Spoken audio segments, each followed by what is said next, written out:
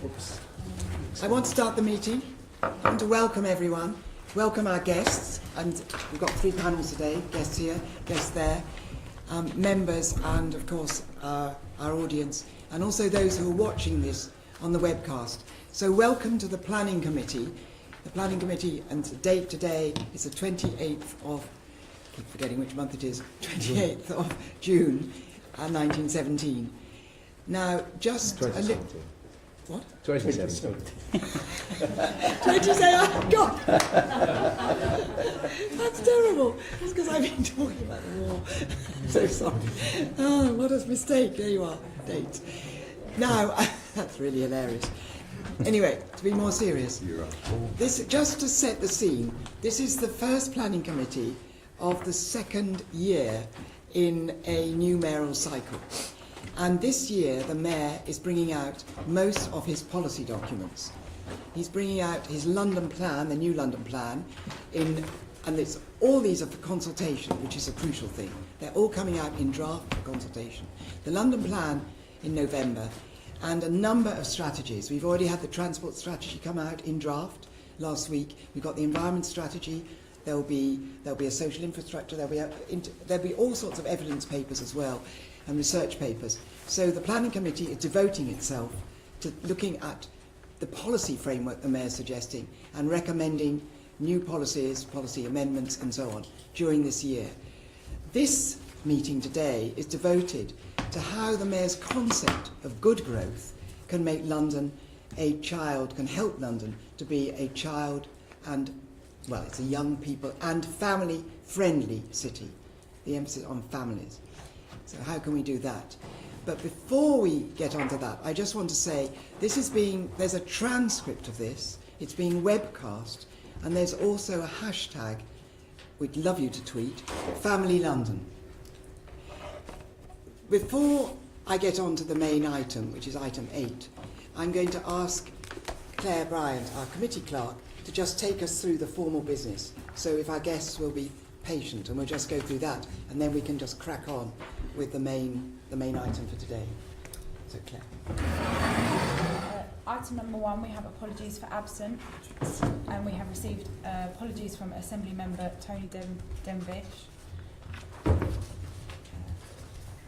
Item number 2, we have declarations of interest. Can I ask the committee to note the list of offices held by the Assembly members as attached to the supplementary agenda put before members? Noted. Do members have any additional declarations to declare? Interest to declare? Not usually. No. Okay. Item number 3, we have membership of the committee. Can I ask members to note the membership and the chairing arrangements for the committee? Noted. Noted. Item number 4, terms of reference. Can I ask members to note the terms of reference for the committee as set out in the report? Agreed.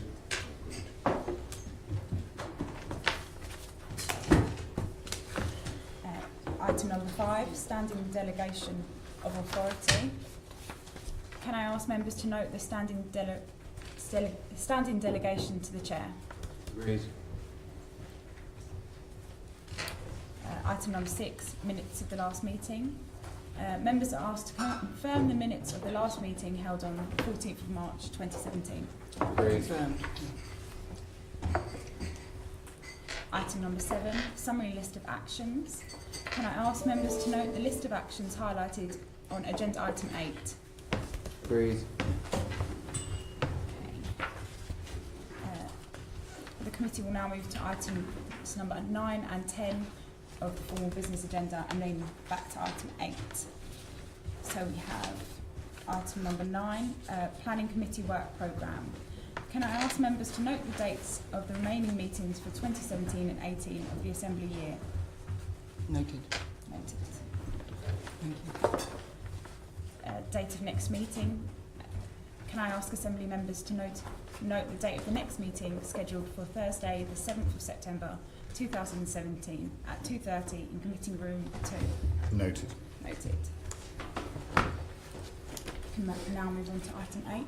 Thank you very much, Claire. Thank you. Right, now on to the main item of business, which, as I said, is how can the Mayor's concept of good growth help London be a more family-friendly city and become family-friendly too. So the way we've done it today is because it's a big topic, and we've structured 3 different panels, but we'd like each panel to reflect, the subsequent panels to reflect on the previous panels as well. And we may just call somebody who's not on the current panel to just come in with something if that's appropriate. So the first thing I'd like to do is just make sure our first panel, which is about really the first area, is how and what makes a family-friendly city. We're then going on to look at how we overcome the housing design barriers to make London's estates and housing developments more family-friendly. And then the third area is about public space and shared space, and how London can become a healthier place in terms of open space. So, starting with our first panel, I'd like you each to just introduce just say your names to the webcast, and just say which organisation you're affiliated with. Just a one-liner. Adrian Vos, European Network for Child-Friendly Cities. Matt Lent, UK Youth. Tim Gill, I'm an independent researcher and consultant. Marion Briggs, the Alliance for Childhood. Thank you very much for that. If we could start then with you, Adrian. Just some sort of introductory remarks about what makes for a family-friendly city. Okay, Nikki, thank you for inviting me today. It's very good to be here. You've asked us to be succinct and pithy, so I'm going to actually time myself so I don't go on too long. But if my own estimation of what succinct means is different from yours, do stop me. The term family-friendly suggests, and I think I'm right in assuming, infers families that have children or young people within them. I want to suggest that if that's the case, then we should be explicit and be talking about child-friendly policies, because there are a number of family units, types of family units that don't have children within them, and the last thing we want as advocates for a more child-friendly London is to incur the resistance needlessly of people who feel excluded from that because their families don't include children.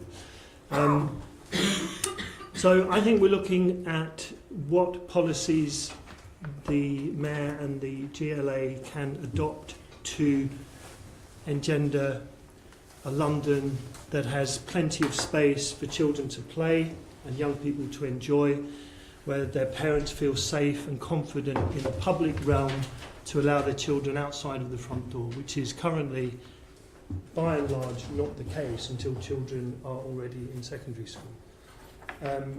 Any concept of good growth must include this as an integral part of the overall long-term plan for London, that we free up public space and engender confidence in the population that it's okay for children to be outside.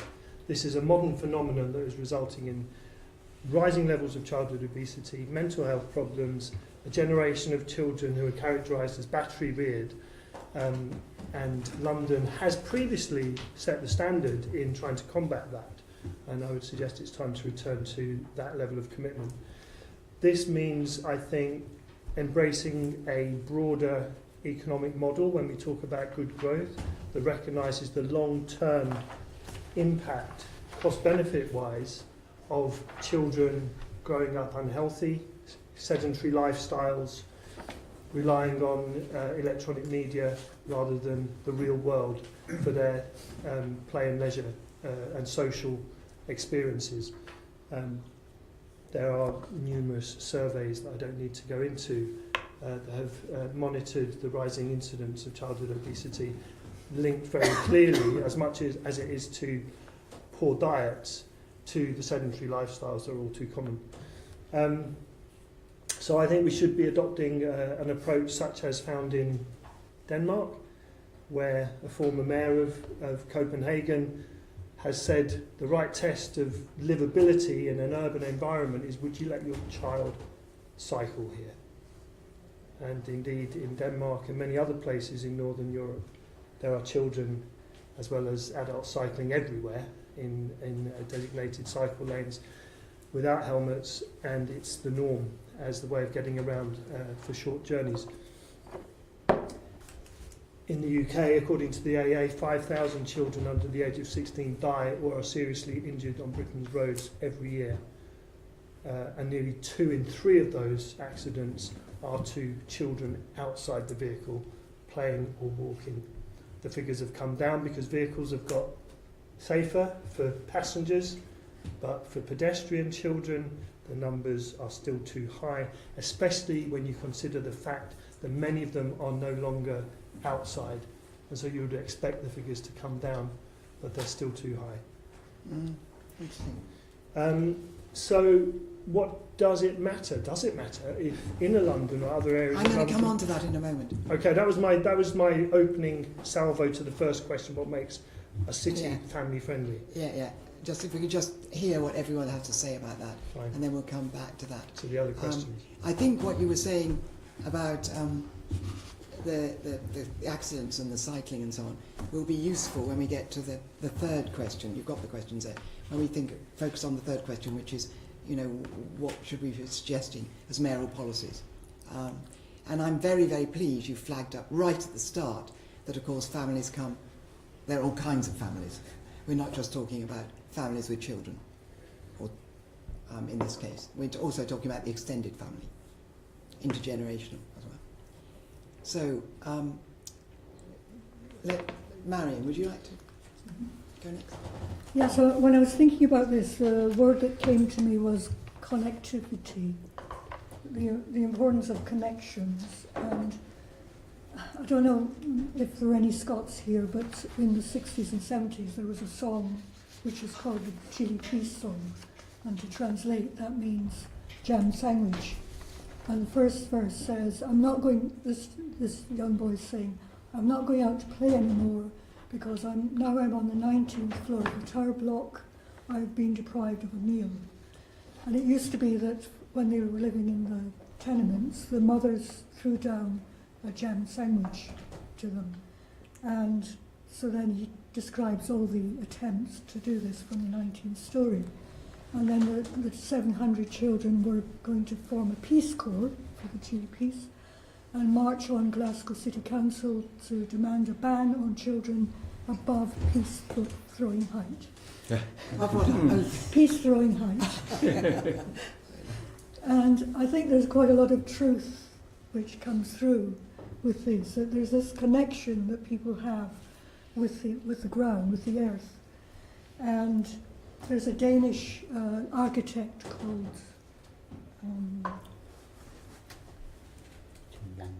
Jan Gale, yes, so thanks. Who did some research and discovered that above the 6th or 7th floor, people lose their connection to the earth, to the ground, and they begin to show signs of various illnesses, that they start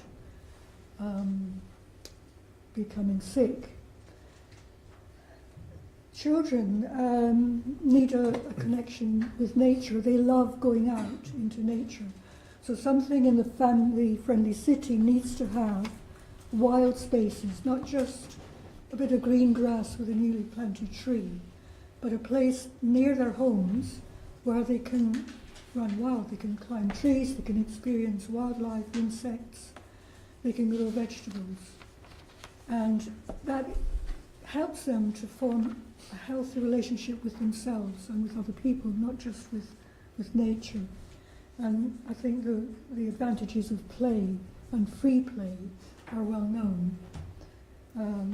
One helpful aspect to bring children into a kind of adventurous play, of course, is adventure playgrounds.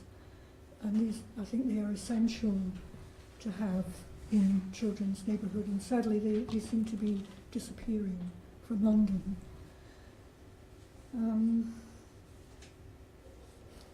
Another thing, our children are some of the unhappiest, and not just in this country, in Europe, but in the world.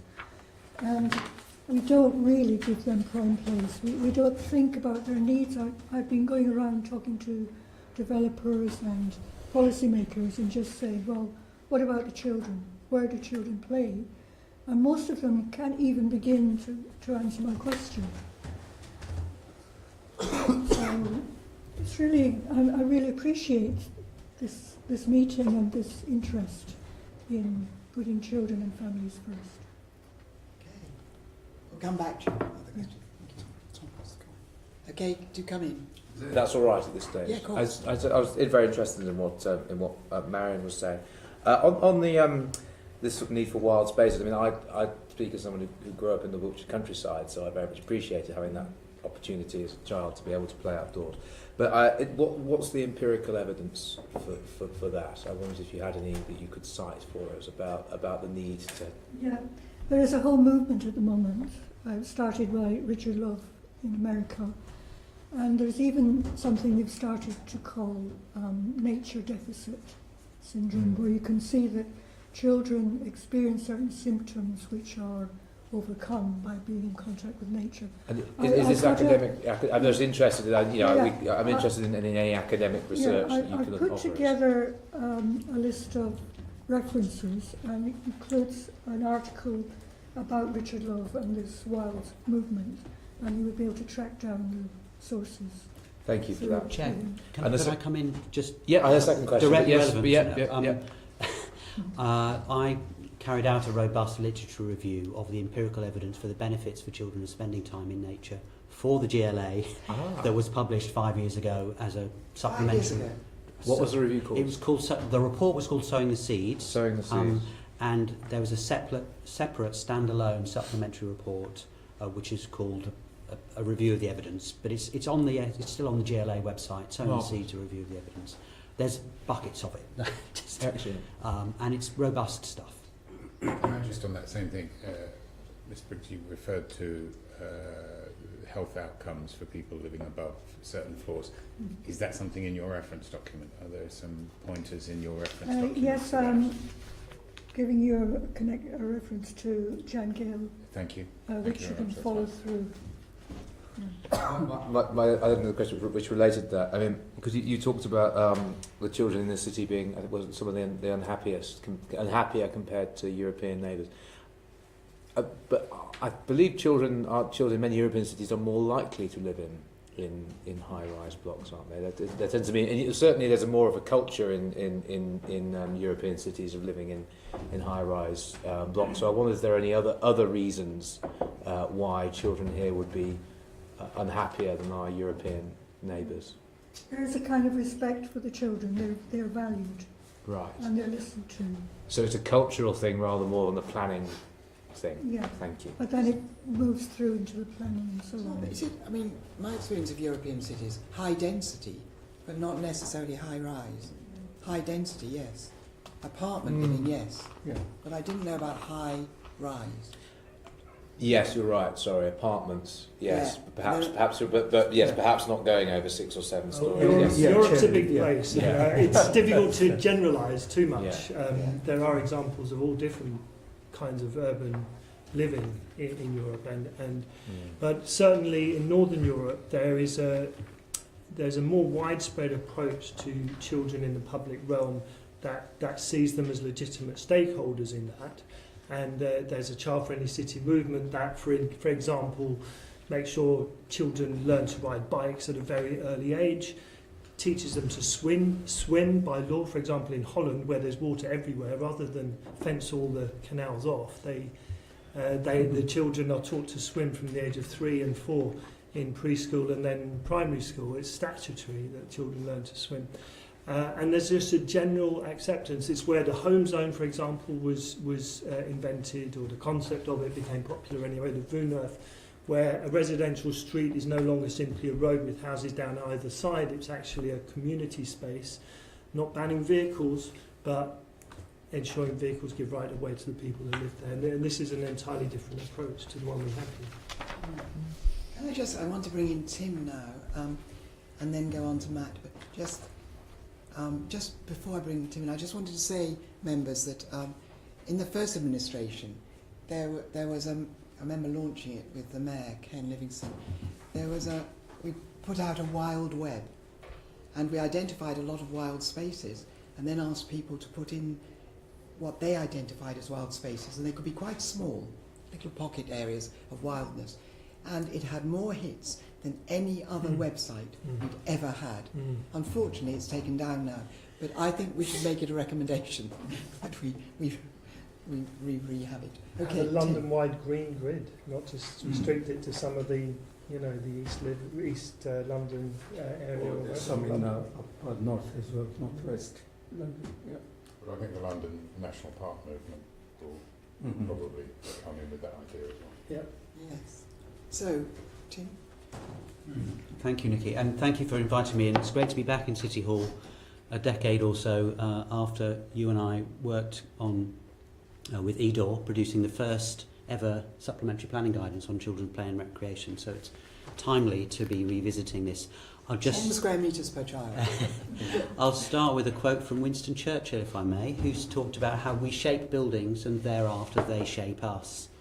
And that's a poignant quote for me because I've been lucky enough to be awarded a Churchill Travelling Fellowship to be looking at child-friendly urban planning in 6 cities in Europe and Canada. And I'd be very happy to come back to the committee meeting in a year or so and report on my findings. I'm unapologetic in picking up on the issue of child obesity. The UK has, let's start with adults first, actually, the third worst levels of adult inactivity in Europe. Only Malta and Serbia have higher levels of inactivity, and of course active children become active adults. London has higher child obesity than the rest of England, and especially East London, and the London Borough of Barking and Dagenham, I've just finished working on a park strategy for that borough, has the worst child obesity figures in the whole of England. And of course it's going to be one of the areas where there's going to be a lot of new housing built. So, and by the way, type 2 diabetes, just to remind people, takes up about 10% of the NHS budget. I know it's not your budget, but it's £1.8 billion a year on a largely preventable lifestyle-related illness in London alone. £1.8 billion a year. So neighbourhood design is a big part of this problem, not just about child obesity, but fitness. So for most of the last 50 years or more, we've been designing inactivity into housing and neighbourhoods. Here's a quote from the UK Active, who said that movement has been stripped out of modern living, meaning that what they call generation inactive are driven to school and fed a staple diet of sofa play and screen time while being starved of outdoor activities. And that's not just parents' fault. So I'm going to take my cue, and Adrian hinted at this, from Bogota mayor, the mayor of Bogota, recently re-elected, Enrique Peñalosa, who says that children are an indicator species for cities. And I think that's, he means that quite literally. It's not just a figure of speech. And the picture here is that the outdoor child is disappearing from our urban habitats at an alarming rate. So if we ask ourselves, what is a child-friendly place? It's a place where that is not happening. It's a place where children of all ages, with and without their parents, are active and visible, out and about, playing, walking, cycling, scooting around their neighbourhoods. And whenever I visit a city, that's my way of judging how child-friendly it is. I just simply look, and do I see children out and about? Do I see primary school children walking or cycling to school in the mornings? How busy are local parks and play spaces? How, on a sunny weekday, do I see mums and toddlers in a local park or play area? Later on that same day, do I see those same spaces filling up with school children coming out of school? Do I see teenagers socialising in evenings? I'll come on to teenagers a little bit more. Do I see parents and grandparents on Sundays and holidays sitting out on the doorstep while their younger family members are playing around them? Now, by this measure, London is not child and family friendly. I mentioned my Sowing the Seeds report from a few years back for the previous mayor. The standout statistic for that report, which the Evening Standard picked up on, is that 1 in 7 families in London had not visited a green space in the previous year. Okay? Green spaces were a foreign country, and that figure was twice as high, over twice as high for London than it was for England as a whole. So we talked about family friendly. I think families Families with children want this. Grandparents want this. They want kids to be living in areas where they can walk to school safely, where there's good green space on their doorstep, where their teenage offspring can hang out with their friends without getting into serious trouble. And here are just my word on teenagers, and it's a quote from Jane Jacobs, and some of us in the room will know Jane Jacobs, one of the 20th century's greatest writers on cities.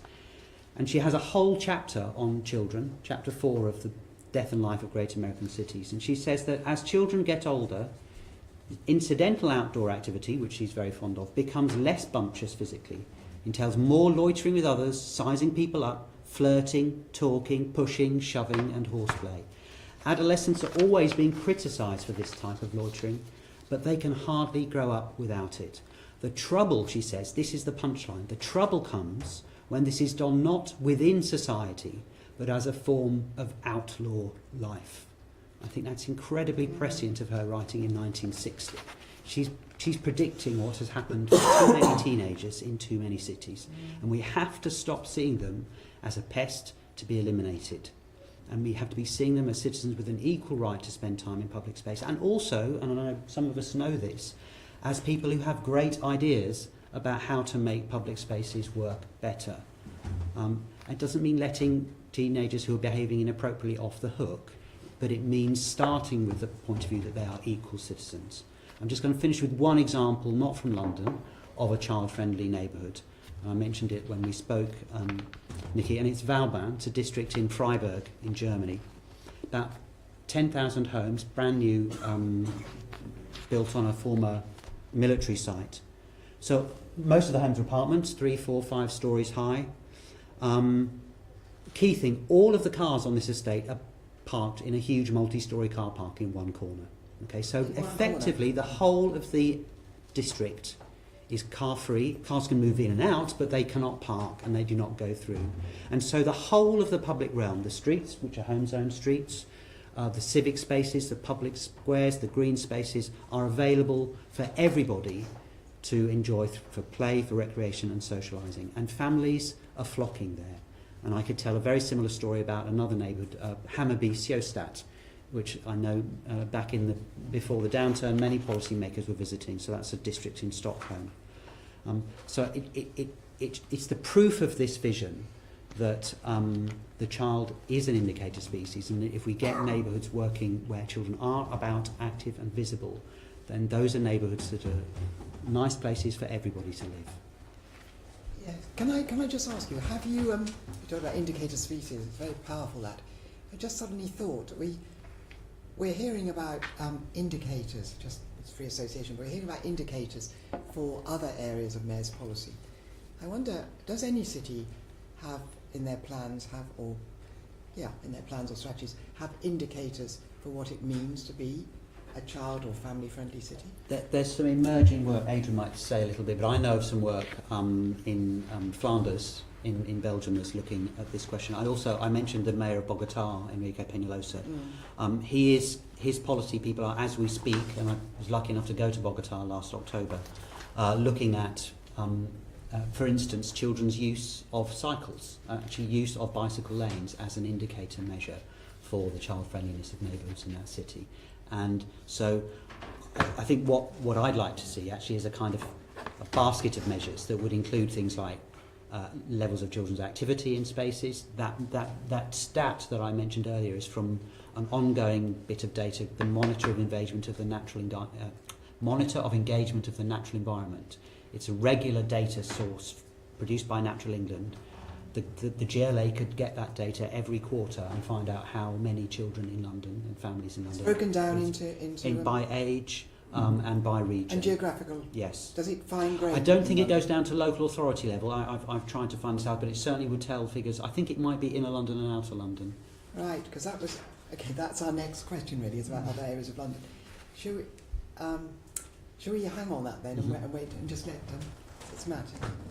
Yes, thank you for inviting me to be here. We'll build on something that Tim started talking about, which is about teenagers really and young people, which is obviously my area of interest. For me, a family-friendly city is a youth-friendly city. So I'm going to focus specifically on what it means to be youth-friendly. Unfortunately, we're not starting from a fantastic place at the moment.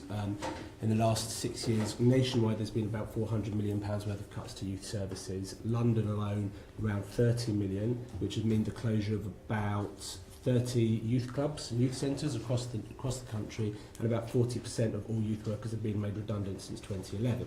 So it's not a great place to start. What's vital for a youth-friendly city is that young people will have the opportunity to feel engaged and invested in their own communities. And too often this isn't the place. This isn't the case. The key to this is safe spaces, and we've heard a lot about people talking about outside safe spaces. I also want to talk about inside safe spaces as well, and actually providing places where young people can go, they can engage in positive activity, they get the opportunity to grow and learn, they get the opportunity to give back to their local community through volunteering and social action, and the opportunity to gain independence. And through that, building positive peer networks, creating the social capital they need, and making relationships with caring and trusted adults and role models. Part of this process, so we're seeing a lot of cuts at the moment. I mean, I would obviously recommend for a freeze of the cuts and to find a way to reinvest in youth services. That might not be through statutory funds, it might be through corporate funds and corporate partnerships, in the same way that many corporates partner through education and academies. Only when you have these kind of infrastructures in place are young people able to access those positive role models, access the information and advice and guidance they're going to need, to make sure there's clear referral paths to support them, whether that's into physical well-being or mental health, and lots of physical activity, lots of enrichment possibilities. Funnily enough, one of the best ways that young people get to appreciate London is by leaving it. And we talked about opening up to green spaces. Actually, the opportunity to leave London for many young people is beyond their realms of possibility. The opportunity to broaden their horizons and raise their aspirations, and then come back to London and realise that then our little 1 mile geography isn't the entire world. There's many young people, I can use in Tower Hamlets as an example. There are currently over 200 different youth services working with young people in Tower Hamlets. I don't think we need 200 youth services working with young people in Tower Hamlets. What we need is a more joined up, streamlined and collective approach. And nevertheless, despite those services, there is a significant number of young people that would never ever leave their square mile in Tower Hamlets. They have the City of London bearing down on them on one side and Canary Wharf bearing down on the other side. And these spaces are entirely and utterly inaccessible to them in a different place, different planet. Much of what youth work does is it opens up these doors. It opens up these opportunities to go and visit these spaces of employment, to create the opportunity for work-based experience and work placements. So, a youth-friendly city is one where young people are engaged and invest in their communities, have safe spaces to go, positive peer networks, good social capital, and trusted and caring adults in their life. Thank you. Thank you all very much.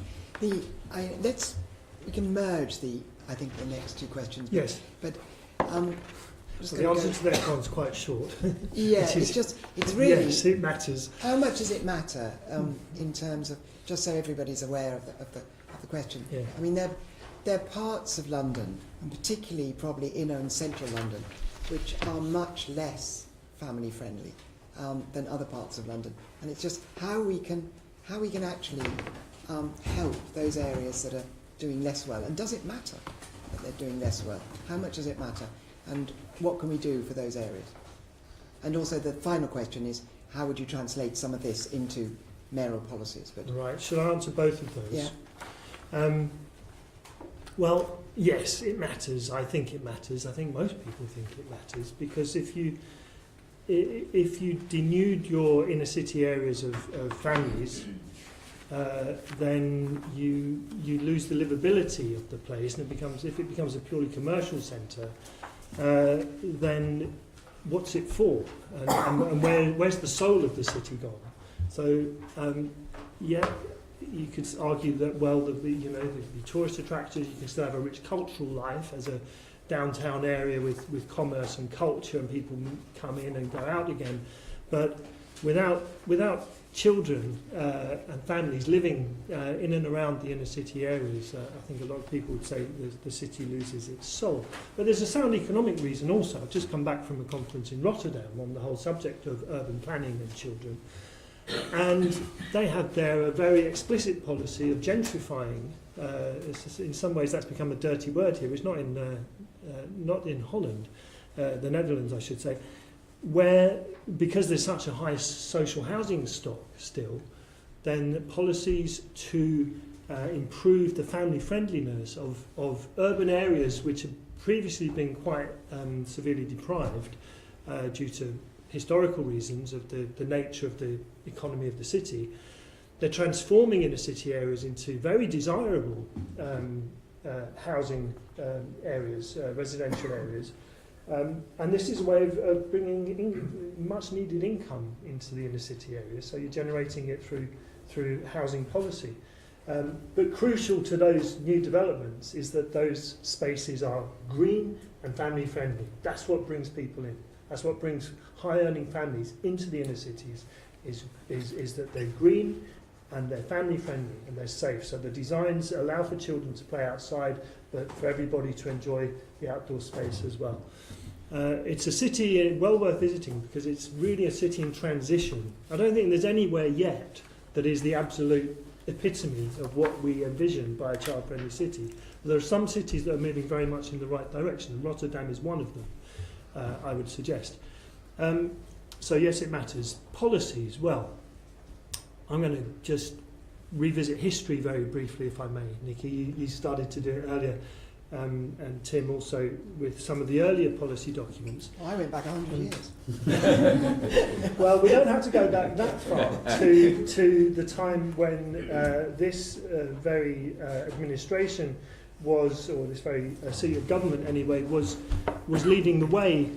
I mean, London, some people have said already that London has a long way to go before it could really call itself family friendly. But in terms of a strategic vision embodied in very clear public policies, in the first decade of the century we're in, the Mayor and the GLA was really leading the way because it set out in very explicit terms a long-term vision for a city, a capital city, that was supportive of children being proper stakeholders in the public realm, having access to playable spaces, creating pedestrian areas, bringing cycling much more into the frame as the way of getting around the city, the congestion charge, limiting the impact of traffic. All of those policies were seen around the world, and I can say this with some authority from my position on the European network. At that time, London was really leading the way. This building hosted only the second International Child in the City Conference, which was in the vanguard of the movement to create more and more child-friendly cities around the world. And that was partly because of the mayors, with your support, Nikki, of course, leading the way on a play strategy for the capital. So as far as policy is concerned, I don't think you have to reinvent the wheel here. There is a policy in the London Plan, Policy 3.6, which talks about protecting children's play and recreation space. It talks about provision, and I would most strongly urge that the revision of the London Plan broadens that policy to talk very specifically about child-friendly public spaces, connectability, independent mobility, as well as playability of public spaces for children and young people. And to say about that vision, which was of course a 15-year vision because the London Plan covers 15 years, it needed the buy-in from the boroughs. And what the Mayor did in 2004 to 5 was issued guidance to the London boroughs on what they needed to do, which was to create cross-cutting groups, cross-cutting partnerships that involve planners, housing, parks, recreation, traffic, police, schools, everybody within all of the relevant departments of responsibility for the whole shape and nature of the public realm, to see how they were going to plan over the long term to make the public spaces more child-friendly. They were called local play strategies, and the guidance can still be found on the Mayor's website. But it needed buy-in also from national government, and what is not widely recognised is that what the Mayor did in 2004 to 5 to 6 was emulated 2 or 3 years later by the national government, so that the Children's Plan of 2008 set in place a vision for England to become the best place in the world to grow up. It was bottom of the UNICEF League Table on indicators for children's well-being worldwide in 2007. And as a response to that, the government said we need to turn that around and make England the best place in the world to grow up. And as a central part of that plan, it emulated hook, line and sinker what the Mayor had adopted 2 or 3 years earlier in the way of a national play strategy for England. But that was also a 10-year plan. I mean, what that did in the short term was it got the boroughs really on board because there was central government funding attached. They all had to produce local play strategies, which they all did, in order to draw down their central government money. I know.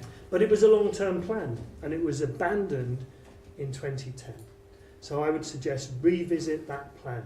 Guidance to the London boroughs, revisit the supplementary planning guidance with a bit of research on what the impact has been, and go for housing in residential areas that are design-led, and that the design principles are principles of green and child and family-friendly spaces, communal spaces in all of our residential areas. Thank you, Adrian. That's fantastic. Okay, that's very good. So both those questions answered in one, and lots there for us to revisit as well. Marion, does it matter? Yes. And what would you recommend we should be doing? What should the Mayor be doing? Okay, well, it does matter for all the reasons that Adrian has just described, and I'd just like to add, I live in East Greenwich, and I watch what's going on in the peninsula, North Greenwich, and there was a time, the year 2000, approaching the millennium, where there was this development plan for the peninsula. Part of it has been put into action, which is called the Millennium Village, and they're ready to do the next stage. Talking to people there, it was the only place where so far I've seen where actually children were being taken into account in the plans, and spaces for little children and older, and it was built around an ecology park. Then the development was taken over by Dragon Knight, Chinese development company, and they changed the planning consent, and you look at what's going up now, and it's not really fit for human beings, never mind children, because it's like they're looking on it as an extension of Canary Wharf. So these tall buildings are going up, there's very little green space, there's a school, but not really play spaces for children. The original intention was to have mixed development, so not just that the social housing was here and the better class housing was there, but it was mixed, and a lot of people wanted to live there in the year 2000 because of this.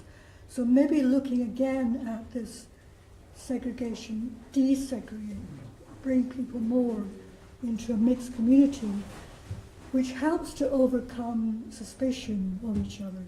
And I'll just say quickly about adolescence to illustrate this. There was a man walking along the street, and he saw a crowd of youths in front of him, and he felt a little bit of anxiety, and he thought, how am I going to get past this group of unruly youth? Got a bit nearer, and he saw that one of them was his son. And his perception completely changed. So if we can create a situation where people are making human contact with each other in the way that we develop the city, then I think that will go a long way to helping to make it child-friendly. And I think looking at what's written here about, what do you call it? The good growth to help London become child-friendly. Basically, it's on the right track, but what the question is implementation, and what are the obstacles to bring it about. One thing I think is the chasing after foreign investment. I think he needs to look at other ways of funding development where financial interests become city-friendly, child-friendly interest. So to turn that around. And finally, there's something called superblocks, which is being tried out in Barcelona, which is keeping traffic out of certain areas. So the traffic goes around it, and within that, people are free to move around. It actually has commercial advantage because local businesses thrive on the fact that people are able to move without the fear of traffic in this area, and it cuts down pollution. Sounds interesting. So that was the original intention, was to cut down pollution, and they found it had other consequences. So I would say to bring this into the plan. That's helpful, Marion. Thank you. That's good. Could I just ask, Ms Briggs, there are about 260 additional residential tower blocks in the planning pipeline at the moment. How do you feel about that? Terrible. Thank you. I'm getting onto this too in the next session. The other thing is that partly what was behind the inner outer London, you know, and the different parts of London question was the fact that we're getting so many 1 and 2 bed flats in some areas, and you know, you don't. I mean, of course, people have children, and then they'll be overcrowded. But it's just that there's not enough family housing anyway, and you know how much that matters. But shall we move on to Tim now, and then Matt? And then Sure. Why does it matter? I was lucky enough to hear Roger Maidlin speak a couple of weeks ago, former chief exec of Argent, developers of King's Cross Central, now working on Canada Water. And I asked him why it matters. And he said, because it makes me more money. He says it spreads the attractiveness of my developments if I make places more child and family friendly. That's a pretty telling quote. I also just want to mention sustainability. We talked a bit about it, but actually if we ask ourselves, what does a sustainable neighbourhood look like?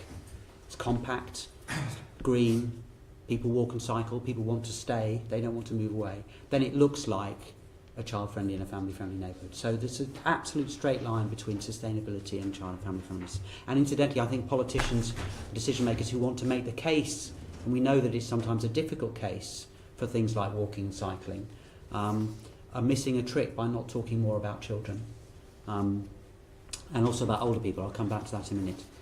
And I think the other thing that Marion hinted at, but this idea of cohesion, of people feeling that they belong in a neighbourhood and in a city. Again, I'll quote from Jane Jacobs and from The Death and Life of Great American Cities, and she says that the thing that makes cities work in real life is that people get along with each other even if they don't know each other. Okay, cities aren't like villages where everybody knows everybody, or small towns. That's the distinctive fact about cities. So how do people learn to get along with each other even if they don't know each other? She says, in part, and it's the first fundamental of city living she talks about, people learn it as children through the act of being in the public realm, out and about, interacting with other people who they don't have close connections to. Okay, that's where we're inducted into the art of being a citizen of a modern city. And so for her, that learning through experience, how to get along, how to rub along, which is sometimes a bit messy and a bit, it takes a bit of practice. Sometimes even the grown-ups get it wrong, and children get it wrong too. If we don't allow that opportunity, then how can we expect people to feel that they're part of, that they're active citizens with a sense of belonging and taking part in the life of the city? So what should we do? I think I'm going to offer 3 key points, but I actually think the first thing we should try to do with planning is start with the unit of analysis as the neighbourhood. Not the local authority, it's too big. Not the red line around a development, it's too small. And I know neighbourhood is a slightly intangible notion, but people live in neighbourhoods. The area where the people live their daily lives and get around, that's children and families. So we've got to figure out a way to capture that unit and start with asking about neighbourhoods where people live. And then the 3 points I'm going to offer. First, talk about this a bit as well. We need to get cars out of the way more than we're doing. 70% of households in London do not own a car. 70%. So why is it that we're still designing far too many developments around the needs of car users? And again, Enrique Peñalosa, Puta Petri, we can either make cities work well for cars or we can make them work well for people. We cannot do both. Dinah, I know, is going to say more about the role of cars in residential housing, and I think there's a lot to learn from her research. I think we need to, going on from that, create walking and cycling networks that connect homes, green spaces and local destinations like schools and shopping areas. good networks that families are happy to allow their 6 or 7 year old to use. And then thirdly, we need to have a hierarchy of well-designed, well-maintained, well-connected, playable spaces, probably mostly multifunctional playable spaces, not just the ghetto play area. Now, the SPG that some of you have mentioned and I had a hand in, I may have done that third thing quite well. We don't actually know, Nikki. That's the honest answer. We don't know the effect of that SPG. We need to know, especially high-density housing schemes, of which there have been a number. We can go back and look at them. What actually has been built out? I've asked a written question. Yes, we really need to know that. But I can tell you the SPG isn't tackling those first 2 points. The point about, and also the neighbourhood as the unit of analysis, Sure. getting rid of cars and creating proper networks for walking and cycling. This is not about being anti-car, but it's about striking a better balance between the needs of car users and everybody else. And we know that not only is car use low in London, but it's falling. That's a tremendous opportunity for us to start doing lots of much more livable, friendly things, things that will actually make neighbourhoods better for everybody, because the space is being liberated because there are not so many cars. I'm going to close with a quote. I started with a quote from Winston Churchill. In the interest of political balance, I'm going to close with a quote from Nye Bevan. 1949, developed the launch of Spa Green, still one of the most visionary and ambitious housing schemes in London. And he said that we shall be judged for a year or two by the number of houses that we build, but we should be judged in 10 years' time by the type of houses that we build. And I would add, and also by the life and the communities that we create between those houses. Excellent, thank you. Very good. And Matt? There's quite a lot to follow that, isn't that? I know. Actually, before, Yeah. because I think you're going to answer a question that's much on my mind at the moment, which is how do we involve young people in the planning process? How do we encourage more participation amongst young people? Because we've got ideas of, as adults, what we think they should have. How do we open our ears to young people's voices about what they want? Yeah, you're right. That's one of my key points. Good. I'm sorry. And there's also a consensus that it does matter. Obviously, it matters. These are people's homes. This is where people live. This is where people have to function in their everyday lives. I once met a woman who was living on a 8th, 9th floor of a block in Tower Hamlets, and I think it was Tower Hamlets, and she had 3 children of varying ages, and she had a clear choice. She can either keep them in the flat and on their devices, or she can kick them out of the flat and not know where they are or who they're with or what they're doing. And that's the reality for many, many people. Child poverty levels in London are a third higher than the rest of the country. Half of young people in London on free school meals aren't getting 5 GCSEs. And this year alone there's been 24 fatal stabbings of under 25-year-olds. And the Mayor actually approached this subject yesterday, saying we need to be investing in youth services in order to deal with youth crime. And that's great, but that's very interventionist. And actually what I would be campaigning for is more preventative approach. More open access, more universal preventative work with young people. There's some good examples in America and in fact across the country here as well of multi-purpose buildings. As buildings are being built, whether it's a shopping centre or a sports centre, build a youth club in that space as well. When you're building residential spaces, invest in creative open spaces within that residential space. It's not just about having somewhere to sleep at night, it's about having somewhere to play and engage and be occupied positively. The issue of engaging young people in decision making is key. Too many decisions around planning and beyond are made without young people's engagement, and actually it's written into the UNCRC Article 12 that young people will be engaged positively in decisions that are directly affecting them. There are a number of organisations representing young people. One of the parts of UK Youth is UK Youth Voice, and we have regional representation of young people across the country, but obviously including London. The British Youth Council are very keen to engage in these kind of discussions and decisions. The UK Youth Parliament as well are very representative of young people.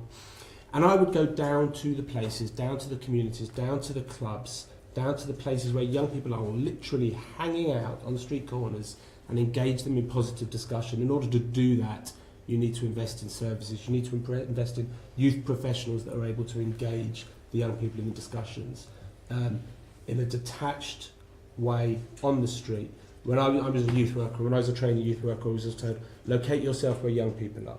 So I spent an awful lot of time in McDonald's, unfortunately. But actually, if you want to engage young people, go to their communities, go where they are. You can engage with BYC, you can engage in UKYP, that's fine, and that will get you so far. But if you really want to be discussing and engaging young people who are directly affected by these planning decisions, you need to go out onto the street, to be frank. Policies for the Mayor? It's just to add, in response to the Deputy Chairman's question about engaging children and young people in the planning process. UNICEF has a child-friendly city initiative which has recently published a whole toolkit on how to go about engaging children and young people in policy making. Some people think the UNICEF approach is a little bit process dominated with not enough emphasis on effect or outcome. I reserve judgment on that. But UNICEF does have a lot of tools on how to do it. But also, if you have a look on our website, the European Network for Child-Friendly Cities, the website is simply called Child in the City. You'll find many examples of good practice with links to more information of how different cities around the world and their planning departments in particular are using best practice or good practice in participation work to engage children and young people in many different ways to get their input into the planning decisions around their residential neighbourhoods. Thank you. Thank you, listen, can I just say to the panel, if you have other ideas about, examples of good practice or things we can put in our report to the Mayor, anything that ideas for what the Mayor could do, recommendations for policy, please, send it in afterwards. And we have to switch to the next panel now, but if you can stay with us, we'd be so pleased. It's been, in fact, absolutely fantastic panel. Thank you so much. Thank you. Really, I think we should give it a clap. And if you can stay, that would be really good. But because of time pressures, and because we tried to cover a lot, to move on to the next panel. By the way, we do have a children and young persons unit here. It's called something else now, actually, isn't it? And there is a youth outreach programme from the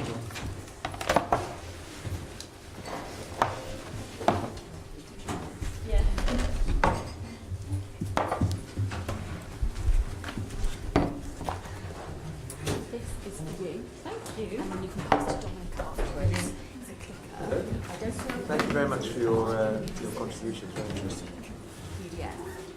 Are you going to gosh, yes. Thank you very much. So it's going to be going up there, and I'm Looking at around the for a list pages. like this. Thank you very much. Marion, that was excellent. Which is up? There's one for Forward. So this is forward and this is back. Brilliant. Okay. Let's keep looking behind me. We'll give it to the planning officer. Yes. Okay. I think it is. Can I have one? Is that mine? Yeah, they're for Thank you very much. Presentation. Yeah. Test? Yeah. Okay. So you can just go forward. Grant, can I just say this panel's about overcoming the barriers, the housing barriers to making particularly estates, but London family friendly, particularly estates and the streets around them. So, and is it Dinah who's giving up first? Dinah's first. Dinah, would you like to just say who you are and what you do? Yeah, so my name's Dinah Bornat. I'm an architect and a researcher. I've got a practice called ZCD Architects and I also work at University of East London. Well, go. Oh, okay, right. Well, no, Tom's So, asking yes, the question. You're I giving a thought you were gonna presentation. Yes, I thought Dominic was. I thought yes, I'm asking Yeah. questions after the presentation. Yeah. Okay, so I'm going to talk about housing today, and I'm just going to start with a policy suggestion because it was just on the tip of my tongue. We held an event yesterday, which is why I'm slightly tired, with children and young people talking about place, and I have a suggestion for you. Can you please light all the parks so that we can get home safely after school when it's dark and we've got a place to meet with our friends? Now I can say to her that I've given that straight to City Hall the next day. So I've got a piece of research that I carried out over the last couple of years that looks specifically at housing, and the reason for that is because housing is probably where children spend most of their time. Forget school, it's in and around the home. So if we're not getting it right for obesity in housing, then we're setting them up for life with a problem. And we're about to build probably, well, hopefully the biggest amount of housing that we'll do for a generation. So we really need to get housing right. So this piece of research has now been read about 1,400 times online, and it's getting a lot of traction with developers. I've spoken to Tony Pidgley about it, and other private developers and housing associations, and they're very keen to adopt some principles around this because they think it matters as well. Okay, so we looked at, we were funded by the NHBC Foundation, but we were kind of supported by the Homes and Communities Agency, who, as you know, do not fund housing in London. So it was a more England-wide analysis of 10 schemes and how the spaces were being used by the whole community. And we drew on Jan Gale's observation analysis, which basically means extended observation of spaces, watching how people behave and how they use spaces. And we drew out from that how children use spaces independently. So we counted for 6-hour periods over 2 separate days on 2 locations, who was in the space, how long they were spending there, what gender they were, roughly what age they were, and what they were doing in that space. And because I'm an architect, I like to think about the fact that there may be a relationship between the design of the space and how it is being used. And I'm often asked whether this has a tenure bias or whether it's to do with class or culture, and I say that may be the case, but if we don't design for it to be able to happen in the first place, then we've got it wrong. So yes, all these cultural aspects and screen use might play a part, but if those spaces aren't safe outside, they just won't be used. So what we did was we developed a mapping analysis, a mapping system that looks at, and it refers back to some work by Jane Jacobs, by a researcher called Rob Wee-Way and Alison Millwood, who did some work for Joseph Rowntree Foundation in 1997, which is now 20 years old, which looked at some of the principles about how children were using spaces in residential schemes. And we put some of our kind of hunches together, and we developed a mapping system that correlated with the general social use of space. So this graph shows you how our map rank, which is yellow, and the social use of space is roughly the same, to give some urban design principles that we think most people can kind of understand. So the maps, briefly, and I'm going to show you 2 schemes as the case studies, because Nikki's asked for some case studies. One is Barking Riverside, the first phase, and one is... I was there yesterday. I can see my ass. I was there yesterday. And the other one is the Ocean Estate in Stepney. And so this was published in the Architecture Journal about a year ago, and as I said, it's now in this booklet. The first way that we look at the spaces is we look at all the spaces. So we look at the pavements and the open spaces and the parks and anywhere that's accessible that's not used solely by a car, so not street, not actual roadways, and not private spaces. And we grade those spaces according to how easy they are to get to from the dwellings. So a red warm space is directly accessible. You can walk out of your door without crossing a road and be in that green space. I'm going to show you some photographs in a minute. An orange space is a pavement that you can walk down that's not got a car on it. I'll come to that in a minute. And yellow space is a space that you need to cross a road to get to, but is car free. So those are playgrounds, some of those yellow spaces. And then those schemes are both looking quite good from a mapping point of view, and I'll show you a little bit more about them in a minute. The second thing we do is we look at the... Sorry, I seem to have gone too far.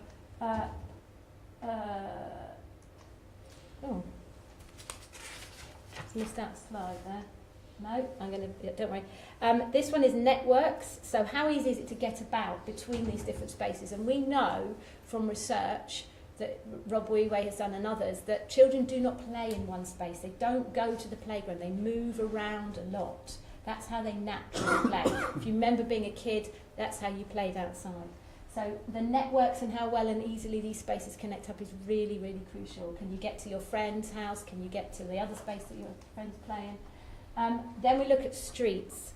This is something that goes back to people like Donald Appleyard and Jane Jacobs, which is that relationship of people living across the street from you. Now, we have a lot of that in London, but some of the schemes outside London, you probably know, are quite scattered. Some of the suburban schemes are particularly poorly laid out. There's 4, I think I've missed one out, but never mind. The main point is that with the data that we collected, we started to see some really important correlations. Now, the first one is that there's a positive relationship between the number of children that use external spaces and the number of adults. So if we want people to use external spaces, then we need to make them child-friendly. And then this one, which is probably the most important one, is to do with play and independent mobility. And I am, for the purposes of this presentation, going to use a definition of play as something that is freely chosen, self-directed and intrinsically motivated. That means that is something that the child decides to do by themselves without being taken to the playground, without being shown what to do. And independent mobility is moving around, so you can tell the difference between play, that's something that lasts for more than a couple of minutes, and independent mobility, which is someone moving through a space. Both of those activities that we counted where children were by themselves with other children or on their own, in the spaces, in the places, and Barking Riverside is the one that scores the highest, where children were able to do that independently, those spaces show the better use of space by the rest of the community. So we infer from that children are the generators of community life. It is them that we need to design for first, and then everything will follow. It's not the other way round. It's not about taking your child to the playground. It is child-led. So, okay, I'm going to show you a few slides because Nikki asked for some case studies, and I will tell you the problem with this is that we don't have a robust enough planning policy to help us make these places like this. We do it by accident or by kind of good grace, but we don't have a robust planning policy. Now, I'm an architect like Dominic, and I think that's where we've met before on design review panels.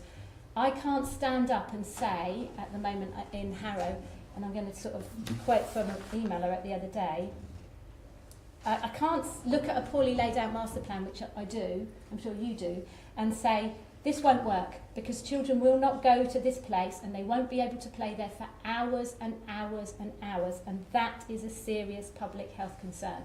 Because at the moment I can just say, oh look, there's a street they need to cross, and yes, it does look very nice, but I don't think they're going to go there, and then everybody moves on to the next point, and then we have potentially allowed through a scheme that is going to set up children for life with an obesity problem and communities with a massive problem. So here's Barking Riverside, and if you know it, is it Andrew, do you live nearby? I mean, I come at this from a point of view of numbers of people using this space, which I say is a good thing and something we need to measure to see for success is being achieved, not just on whether it looks nice and whether it's won a design award. Now these spaces are really well used, and I think that's because you can get straight at them from the back of your garden without crossing a road, and you can see them. It's great. You can see them. You can see. Yeah. Just to say, I'm so used to seeing other designs in London where the central play area has been neglected and nobody wants to use it, and it's been handed over to people hanging around, and it not being a hospitable environment, but for some reason there it works really well. It isn't for some reason. That's what we've worked out. It's a really, really simple set of rules that we don't really kind of grasp.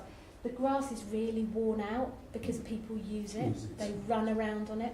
Now, that very tiny picture in the top right-hand corner, it's not always universal. That's tricky. That's the social housing block. And that's on the podium level car parking, and it's facing a playground, but to get there you need to walk round the corner. So that's a sort of poor connection, I think. And cars, as Tim said, I was going to talk about cars.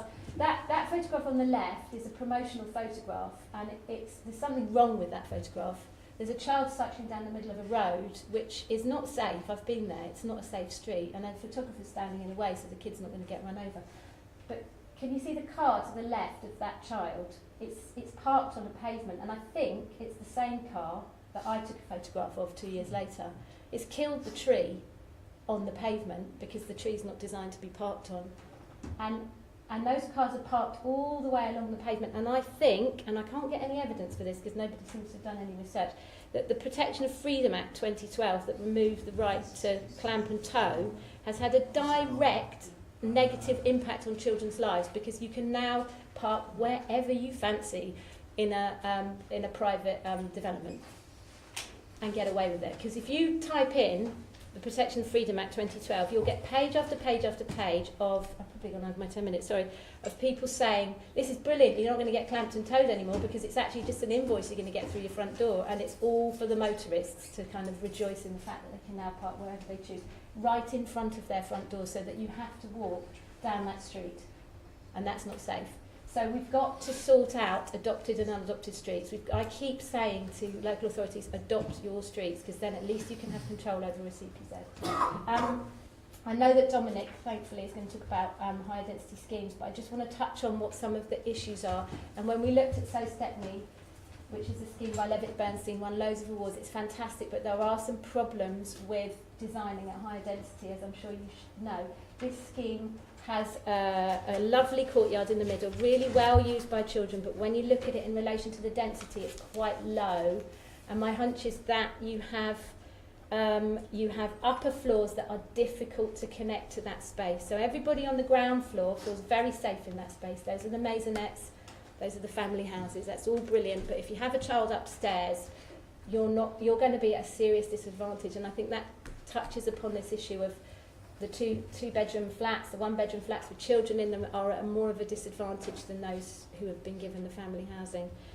I know that hopefully, Dominic, you're going to talk a bit more about this. So I'm just going to finish with a scheme that I'm helping with in Harrow called Poets Corner. And it's a scheme that the architects have asked me to help with the play strategy, because they were concerned that they weren't meeting the London GLA target, and I looked at this scheme and I said, I think you have an exemplar scheme on your hands, but that's my hunch. We won't know it until it's built out. These are courtyard blocks, but what's important about these blocks, and I'm going to say why now it's so crucial to get the architecture and the public realm locked in together, because it's about the relationship between the home and that space, is that that's a very poor photograph of drawing we did this morning, looking at the heat map again, and I've changed staff in the office, so the new person's not quite sure how to do it. But that's a plan, and I don't know if you can see it in much detail, but some of the things that are going on in that plan are really important. We're trying to avoid single aspect, right? They have got some single aspect in this scheme. It's kind of unavoidable given a bit of the context, but that mainly the scheme is made up of the type of the block that's on the left-hand side. And can I point to this? Here, oh, brilliant. So here in the middle is the courtyard. I'm just going to stop on this slide. This is the last slide, right? Now, I'm suggesting to Harrow that all of this is play space. It's playable space. It's not just this bit in the middle here. There may be some structured allotments on some of these, and that's fine, you can discount that. But the crucial thing is here is that for any of these families, they just need to run down this staircase and then they are out in this space. So that means that there's a direct link. So some of these points here, these are my policy suggestions that we really need to get in, and we need to get this in outline. So we need to get this, we need to get away from this capacity-led outline kind of box ticking stuff, where you say, fine, we've got I think it's 7 square metres or 5 or something in Harrow, and it's 10 in the GLA, and I'm like, who cares? This is big enough, this is brilliant. We need direct access to car-free shared space. We need it as well.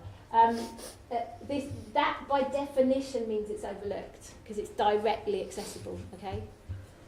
We need clear sight lines and circulation. That means we need to really avoid single aspects. So we need to be able to go out of your front door and into that space. And then, like in the deck access developments that you see from the 1930s, you'll see people using those spaces because they're walking past them through and home. You need doorstep play for every level, right up as high as you go. You need to be able to play outside your front door, just full stop. It can't be 100 metres from your home. It just is not doorstep play if it's 100 metres from your home.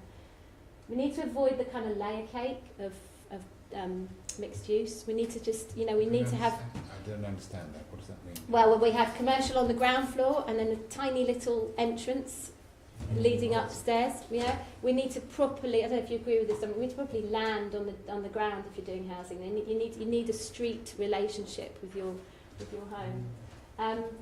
So we really need to push the active street relationship, which we can do, I think, at the moment in policy. And we need to think You're about. asking there for a front door that opens out on the street, are you, or out on that area? I think what I'm talking about in high density developments, we often have that situation where there's a tiny lobby and then maybe there's some shops and cafes and everyone's like, that's fine because we've got an active frontage. And it's like, well, you've got an active commercial frontage, but you've got a very poor active residential frontage. Do you know what I mean? So I think we need to give a bit more generosity to that ground floor entrance to when you've got higher developments of residential over commercial. And we need to think about security, and this is something that really has to be tested, because I don't know about you, but when my kids were little, and certainly my 9-year-old boy now, I just wouldn't give him a key fob. I mean, he probably wouldn't have a spare one anyway, but you know, if you need to think through the security system of a courtyard development and lobby and lift access, if it can't be done by a 4-year-old child, then it's not working. They can't, you know, Sarah over here can't go and visit Fred over here if she can't get there because there's a locked gate in the way, or as they get older they need to go out and, you know. So we need to be careful when we're designing insecure by design, because I know that the code used to like give you points, didn't it, for putting gates on development, and that is a problem for children. That's a problem as well as a benefit. So I'll finish there. Can I just ask again on that? I'm not familiar with the development. So is there personal garden space or in those developments? No, so those are 6-story blocks. 6-story blocks. Yeah, so each of those, even though there would be family apartments, there wouldn't be any garden space or anything like that. No, so from what I understand, I'm not the architect of this scheme. There's some balconies here, and then the front doors. They can come up in this lift, but this is an open deck here, so it's a kind of half open deck, gallery access, half kind of lobby situation. But they're quite wide, those decks. You know, they're enough space that you could hang out on them basically. Right. Okay. Dinah, we're going to have questions afterwards. Dinah, you talked earlier about rules. You said we don't have the rules. There's some simple rules. You said it'd be quite useful, maybe, to bring those in at some point. Yeah. So I think. But we probably ought to hear. Well, I don't know. Do you what want they to were. So that we need the direct access to car-free shared space. We need good, strong networks, as Tim talked about, connecting these spaces up together. So we need to think more from the neighbourhood point of view. Because the development's fairly small. You know, how can you get about safely? We need to tackle antisocial parking. We need to work out a policy that can do that. Because we can't say you need to adopt manual for streets, because their highways engineers might go, well, tough, we're doing DB32 and that's it. Well, you can come back on it. I'm passing it on, sorry. That's it, yeah. That's what I'm Okay. Thank you. So that was very helpful, really good. I noted that you don't approve. I mean, I'm very worried by how many single aspect apartments we're building, and you were just saying you can't do it with single. I mean, there are all sorts of reasons why single aspects I think so, yeah. are not good, but more and more of those are happening. We're going to move to Dominic. Hello. Hello. Thank you very much for inviting Just me. say who you are, Dominic. Yes, I'm going to do that. My name's Dominic Pupper. I'm an architect and an urban designer. I have my own practice called S333 Architecture and Urbanism. So I'm going to talk today really about sort of the next scale up, I suppose. I think it sort of segues quite nicely into what Dinah was talking about, and that is Nikki asked me to look at really how the design and organisation of urban blocks can help facilitate more child-friendly and family-friendly environments. Which one is it? That one. That one. So the work I'm going to show today, there's a few slides, is really came out of a research piece that I did for Hackney in terms of they wanted to look at how guidance, spatial guidance, could really look at how, as they get more pressure in terms of building in their borough, is to have something that could support a number of stakeholders. It could be an open source to developers, councillors and residents. So some of this work has come out of that. One of the things I wanted to talk to today was the problem of perimeter blocks. And I think it's interesting earlier that there was this idea that towers are bad. And I think, because of density and the pressure of densification, a lot of what's happened is there's been this kind of massive pendulum swing between these two extremes. You have houses, 2, 3 stories, they're lovely, back gardens, front gardens, and front doors on the street. And then because of that, we end up with 30-storey towers. And I think when we look at continental Europe and other places where the apartment is obviously much more part of the culture of family living, it's interesting that there's all the other things in between that actually makes family living agreeable within cities. So I think the problem here is that you end up with a polarisation of what you can do. You end up in a street, which normally is actually probably having to deal with a lot more things than it used to do in history. It's not just the space between buildings anymore. It's parking, servicing, it's doing all of that stuff, and for longer periods of time as well. And if you're not in the street, then you're in the courtyard. And so you might have 250 families with a lot of children in one space. And that space normally, because of the densification and the scale, is undifferentiated. So you've got 4 walls, high buildings, and then you've got to get people in here that are toddlers, teenagers, youths, elderly, all that, trying to do one thing, different things, in the same space. Is it on the Olympic Park? Didn't want to say where it was, but if you're going to draw me on that question, yes. Thought so. And so what happens is that we say that it's an easy win. Perimeter blocks, great, private space, communal space, and public space, the street. But the problem is we can't deliver 4 streets that work really well. It's very difficult in our inner city boroughs to actually have schemes so large that we can define them. So the problem we have is that you put all that pressure into a small courtyard to deliver all those kind of things. It doesn't matter how big that perimeter block is, people still think that they get their glass, their patio, their hedge and their garden. And you can see the one on the left, it's only about, you can throw a ball against the other side of the courtyard.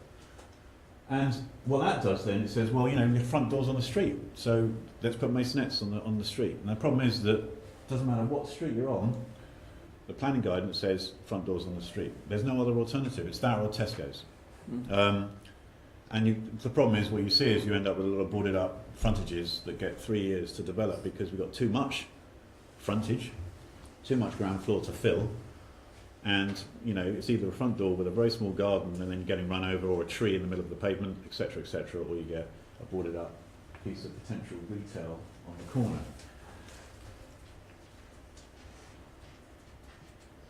What we've been looking at is really about trying to sort of loosen that up, and looking at sort of continental Europe as well, is how can the perimeter block start to sort of how we broaden our understanding of what a building or a block can start to form in terms of neighbourhoods. One of the things also is that we feel that streets have to be parallel. I don't know where it comes from, but I've tested this, I've tested other things, and all of a sudden everybody seems to think that you should have the same distance between the front of buildings all the way along the street. It's partly to do with minimising the kind of public realm and privatising as much as possible. But I think what that does then is it reduces the ability for doorstep play, which we were talking about earlier. And you can just see some drawings and diagrams that we're looking at where, instead of actually having parallel streets, can you have sort of asymmetrical or non-parallel streets that open up? And looking at blocks where, what happens is if there's a bit of green outside and the streets aren't parallel, it gives a space that could be doorstep play, it could be a basketball court, it could be even a buffer to actually against a busy street, and then front doors just 5 metres to one side. It might put parking on one side and green on the other.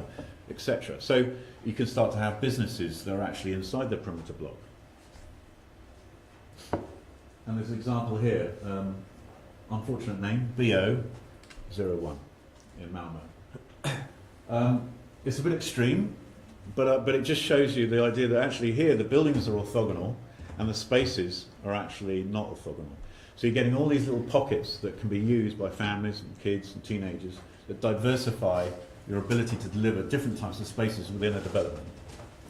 And you can see on the here, you know, the quality of those streets, car free, or when there are cars, then buildings peel away and create other types of spaces as well.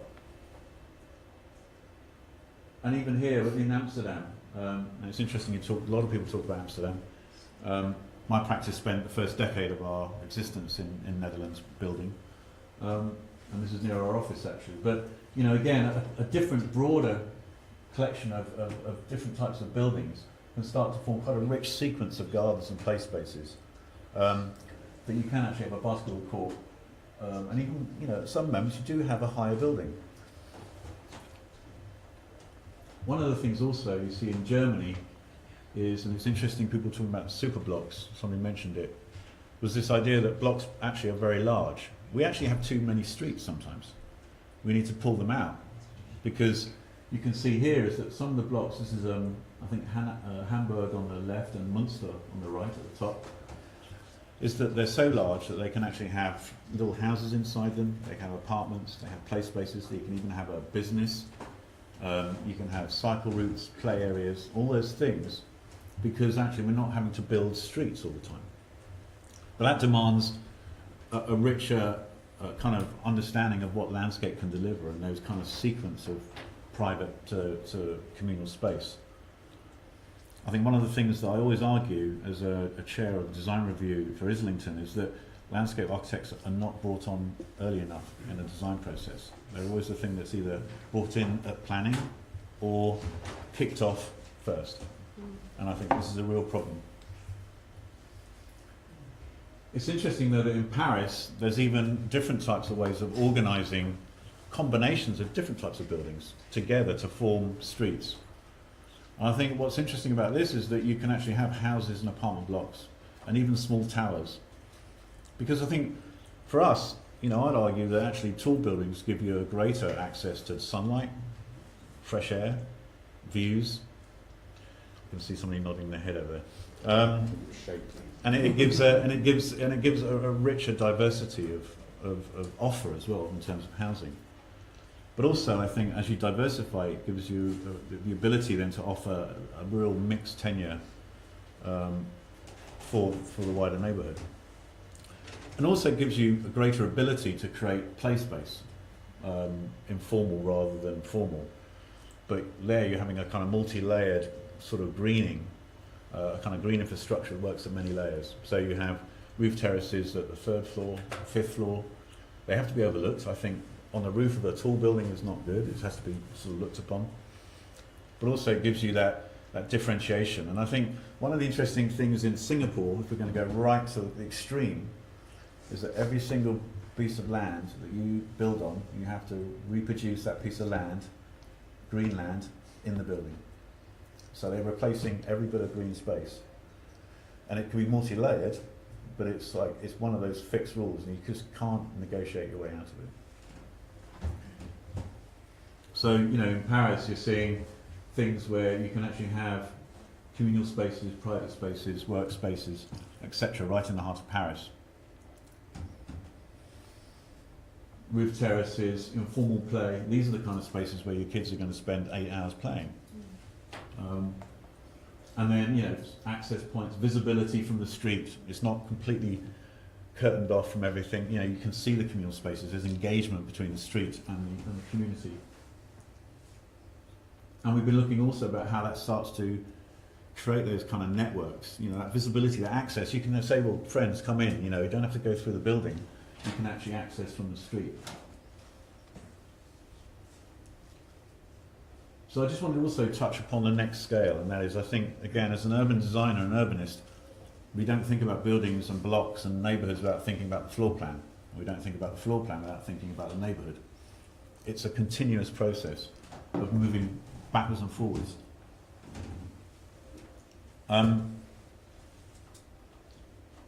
You know, it's interesting now that there's a lot more pressure on the home in terms of how we use it.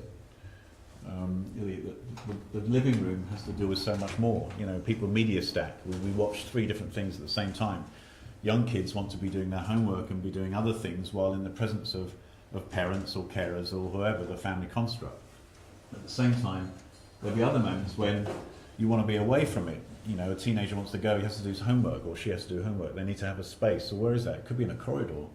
It could be, you know, what are the spatial kind of guidelines that we need for family living? It's interesting, you know, we talked about double aspects. I mean, there's some triple aspect here, and I think the problems are it's always about the economics of the ground and actually how many we have to kind of apartments per core that we have to deliver. But what's interesting in Switzerland here is that you've got an apartment where the living room's in the middle and the bedrooms are equivalent size. You get rid of ensuite bathrooms. They are actually terrible for flexibility of families growing up and being able to kind of change. And I think, you know, the fact is you could actually have a parents on one side and the kids on the other. There's separation. There's play areas. You can play in the corridor or the hallway.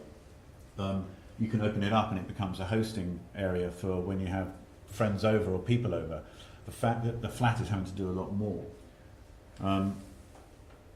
This one is interesting. Doesn't have to be that high.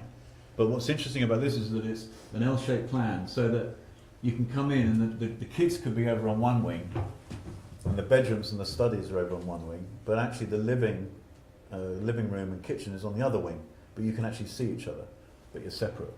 So again, it's just thinking about how families start to use these types of spaces. Dominic, we're going to have to wind up. And I'm winding up. The screen got bigger and smaller and smaller. Yeah. It's trying to show everyone the plans. right. Oh, I see. Sorry. And I don't need to talk about that. If you're winding me up. Sorry, I'm really sorry, but I'm so you know, just because we want them. Yes. No. to Of course. adopt That was the it. last slide. I think. That's Anyway. great. Thank you. That's great. Okay. Yeah. Tom. Well, I mean, it's sort of the question I've got is, you know, when we're looking at designing new homes and doing estate regeneration at high density, how do we make the internal and external environment more family friendly? I mean, you've obviously covered quite a bit of that, but I want to sort of ask some specific questions. Can I ask first of all on high rise, because it's something that we're very interested in on this committee and on the assembly. And you know, we heard on the first panel, I think there was pretty much a universal consensus that high rise was not a good thing, certainly for children. Whereas Dominic has sort of made a bit more of the case perhaps for high rise.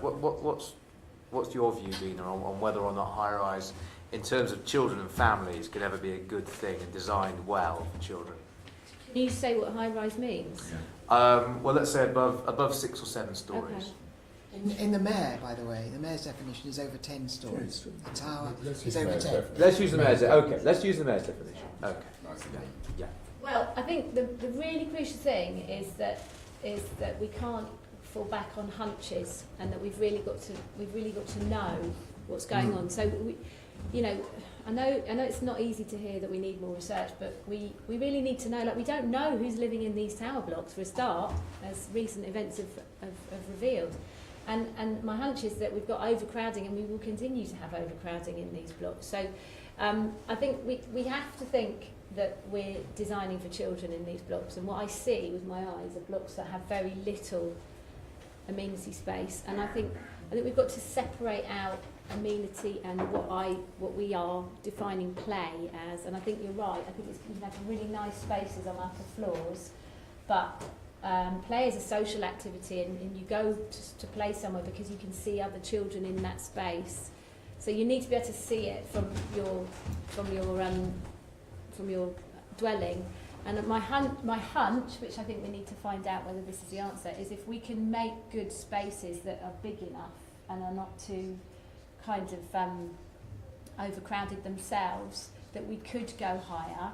But I'm not sure if that's the case, that's just my hunch. But we would need to make sure that you could see that space and that you knew that it was safe because you knew the people in it. But well, I mean, there's this question as well. You know, you've got your public space, your semi-public space, and your private space. And if you've got a high-rise building and say semi-private space where perhaps it's accessible to the residents of the building but not accessible to anyone outside. I mean, some of the things that Dominic touched on was, you know, you start to sort of think about how these spaces are used. Are you walking home that way, or is it just this totally clipped lawn that you can see out of your living room and it all looks very nice, but nobody ever goes there because it's totally hermetically sealed? Well, this is the other thing. I mean, you walk around on, you know, not just high-rise estates, but a lot of estates in general. For example, you'll see sort of grass, but then it's been fenced off for no particular reason. And you think, what's the point of having? It might be green space, but it's dead space. And what's the point of having that space if children can't? You know, you've got all these signs up saying no ball games. Children can't actually use that space to play. Well, you should probably say that. But I think one of the interesting things is that the evidence suggests that if you make a space, if people move through that space, then it will be used, and if it's overlooked, it will be used. If they don't, and it's not overlooked, it won't be used. It doesn't matter how nice it is, and that's why places get fenced off, because they're poorly accessible. They're not kind of part of the system. They're not part of the development properly, and that's why I think at an outline stage you need to be doing urban design that's good, rather than just kind of blocking it out and not really thinking about the entire sort of network and system of the. So is this coming to Dominic's point you made about, I think you made about landscaping always being an afterthought. Do we need to actually put landscaping in right at the beginning? Well, you start with the design team, and they're there. I mean, you know, every time I look at a scheme, I bring my landscape guy on, you know, and I just, because I ask him about it, you know, it's the civic realm, the civic quality, and the publicness, and the, you know, all those kind of layerings that's so rich, you know, whether it's from, but it's also biodiversity and ecology, but it's also about play and all those kind of things. It's an integrated design problem, and I think the problem is that you end up going 400 square metres, you know, if you got whatever it is, you know, and you go 400 square metres of formal play, there, and there's no thought about, you know, I mean, I call it, you know, I think you probably do as well, but play on the way, you know, this idea that you play as you move, and this idea of sequencing and network is really important. You can't just have something that's isolated in one corner, but it can be if it's actually part of a richer sequence as people are moving through it. So it's connected into a number of spaces that are doing different things with different types of people. That's really important. You talked about terraces and roof terraces, and perhaps, you know, the idea of having stepped buildings where you can create more green space, not on the ground floor but higher up. I was interested in what you said about not having it on the top of a building because it needs to be overlooked. I mean, we heard a while ago at another committee meeting about development, I think probably by Bow, where they designed it so they had terraces on the roof that deliberately weren't overlooked, so that Muslim women, should they live in the flat, could go out and take their headscarf off because they wouldn't be seen. I was interested to know why you thought these terraces needed to be overlooked. I think it's just I mean, obviously there are certain, you know, situations where it's difficult to design for everybody all the time, and I think that's a particular case. But I think generally, from a just good general urban design, is just about that passive surveillance. You know, about, you know, being able to look on the street. You should be able to look onto the roof terrace. It's just making sure that your dandelions are still growing, or your rocket, or the fact that the kids are kind of there, or, you know, I think it's just making sure that the space is being looked after. And I think the problem is it ends up being put around the back, and then they lock the door, and because nobody really is looking at it, so you can't access it. You know, housing associations will close it, lock it, and therefore it can't be used anymore because it's not really part of the scheme. Right. You're talking about a communal roof space then? They're all, yeah, communal. I see, because these are private. These are private, yeah. They were social housing, but they were your, like, the equivalent of your garden. Yeah. On the roof. It's St Andrews at Bromley by Bow. That's the crucial difference between the private balcony space and communal space. Yes, sorry. Yeah. I was assuming. Oh, sorry. I see what you mean about it. Yes. Yeah. Private, yes. Obviously, then we should have privacy, and dignity should be central to that design. What about do the materials make a difference as well in terms of whether a building, you know, is child friendly or not, or is that just something, you know, an aesthetic thing? I don't think it's necessarily something to do with the architecture. I mean, materials obviously in terms of landscape and the paving stones and all those kind of things, the curb detail, that all that is important, I think, for the being able to kind of create play. But actually, it's the actual architecture probably doesn't do anything, I think. But it's interesting that, you know, I think somebody mentioned Freiburg as well, is that it's amazing what a ditch and a log can do. Yeah, I mean, they have spaces where, I can't remember where in Freiburg it is, but there are play spaces that basically it's a pond in the summer, and then it kind of dries. It's a pond and then it dries out in the summer, and it becomes a play space. You've got a log there, and that's play. Pretty much everywhere. You know, I mean, yeah, that's what we need. Log. You're right, and It's a bit more than that, but it's a very highly naturalistic model to green public space, and that's why I was there 12 years ago, was looking at their approach to what they call playgrounds, but what, from our eyes, they look like building sites or kind of slightly semi-derelict land. It was quite extraordinary to see. Yeah. But actually, it's not unusual in a lot of German public spaces. They're a bit more relaxed about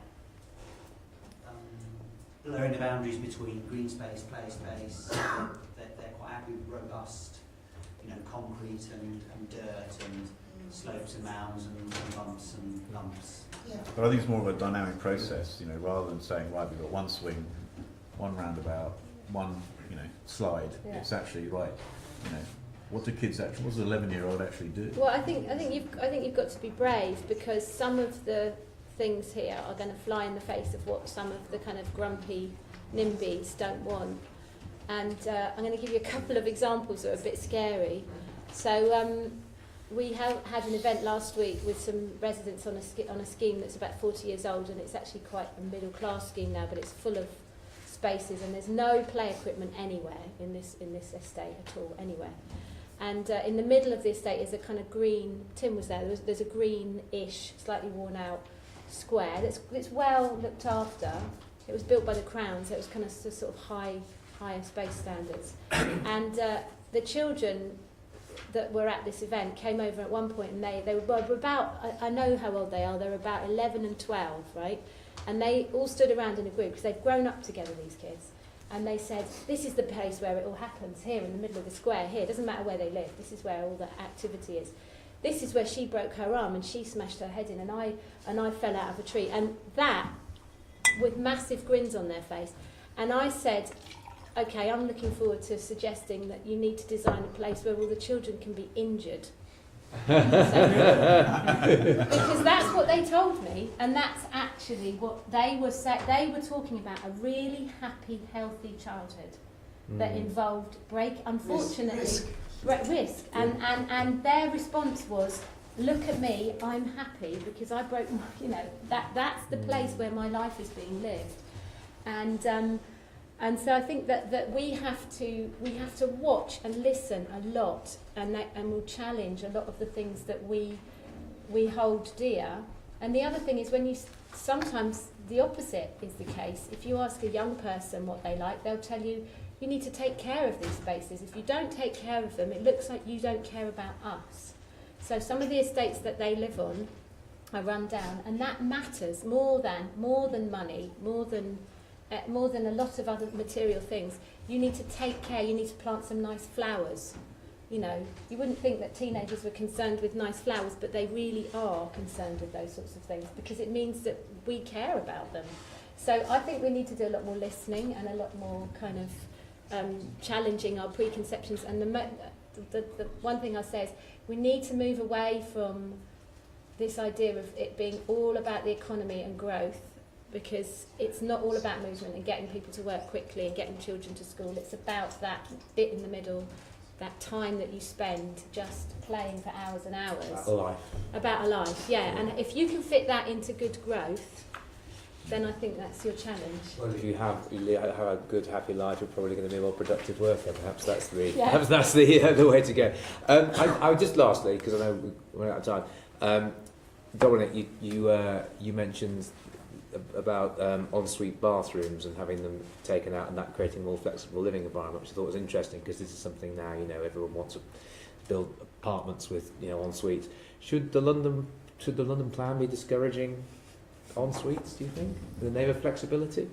Yeah, I don't need one. I mean, it's, Well, I don't care. I don't have one.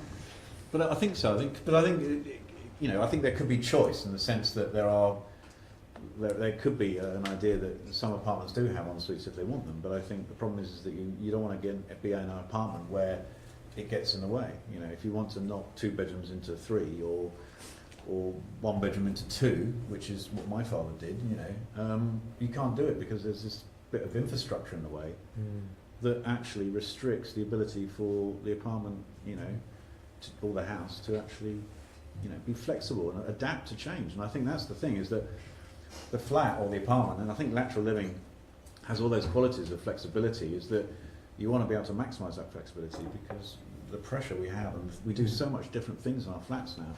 People work from home. I mean, it's not like 50 years ago where you went to work, came home, and you did 2 things and went to bed. Or do more flexibility in terms of being able to move internal walls and things like that, and divide up That's right. homes in the way that we need to at a particular time in our life. Or you make your small room, the box room, become a bigger room later on. You take maybe a foot off the other room. These are all judgments that you should be able to kind of do yourself, really. Thank you.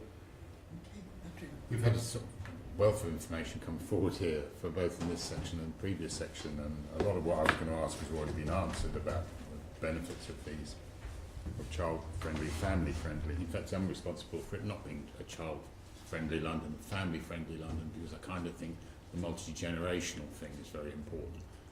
It can't all be about kids. It's got to be about how kids relate to the wider community as well. Anyway, sorry, I'm not giving evidence here, I'm asking questions.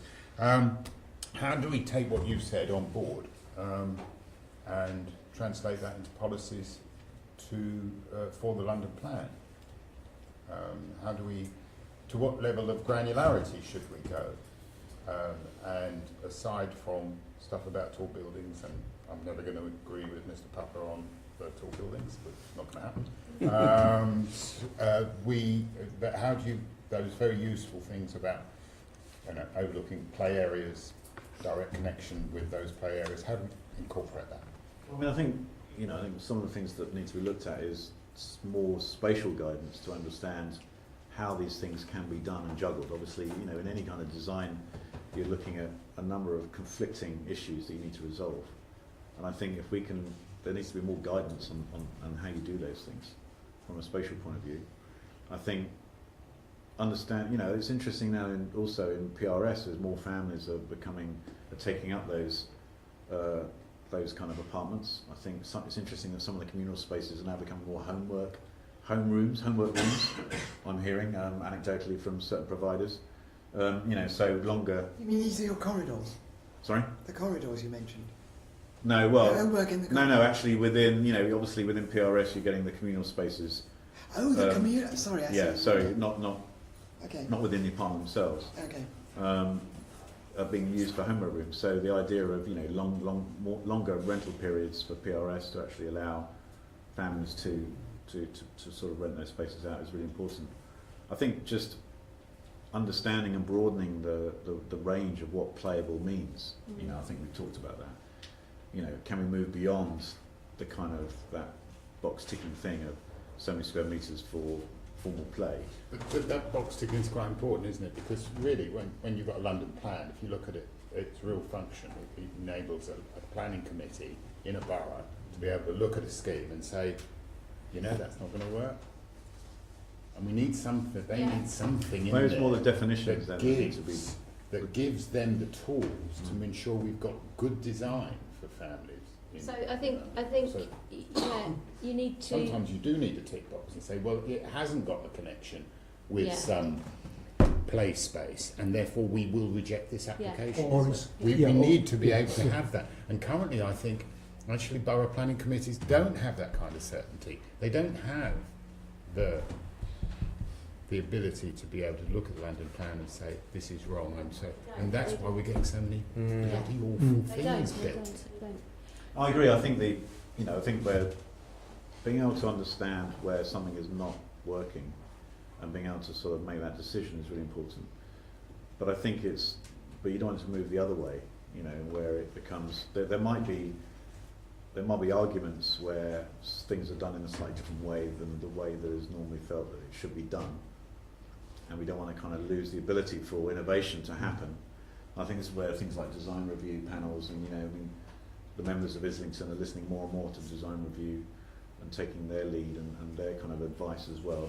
But the principles, all of these things are mechanisms. There's a few principles Yeah, here I that think are independent of design. I mean, if you look at somewhere like Bedzed, for example, which people keep going on about Bedzed, which is this sort of great jumble of homes, which basically encapsulates many of the principles you're talking about, which is, the gardens may be on a roof somewhere, but they're accessible, they're private, there's communal space, and there's streets in a not very regular fashion. I mean, it encapsulates that. You don't need to be that rigorous. Surely it's the principles that.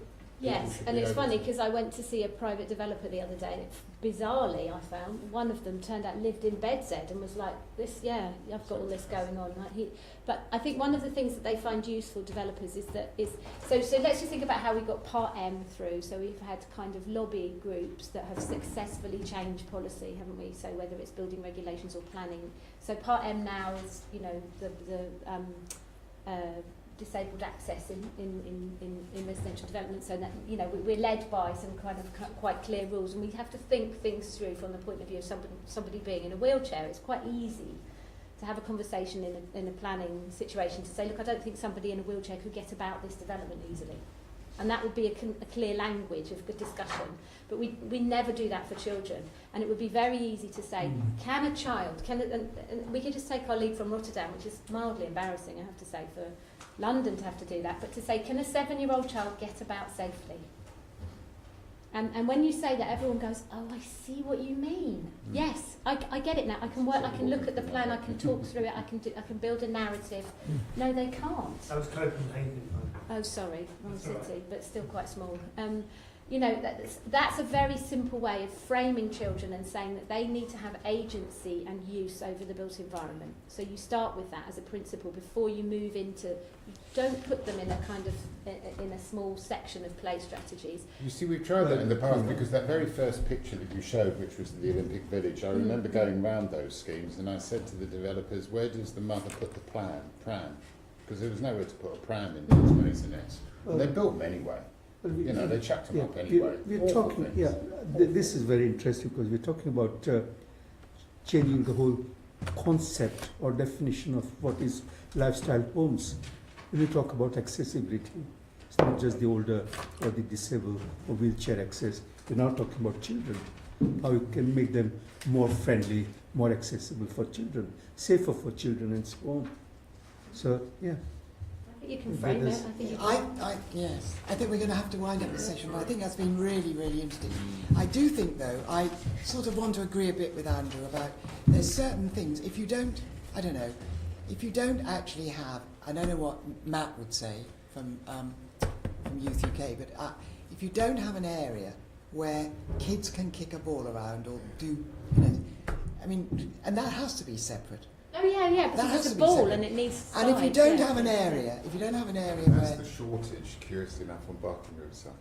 It's 14 plus play area. Yeah, and it's in the SPG. You're supposed to put it in. It's there. It's in the SPG. You need to bolster the policy, not you need to. I just think it's not a one or the other. It's both hands, isn't it? You need some of those separate spaces, especially.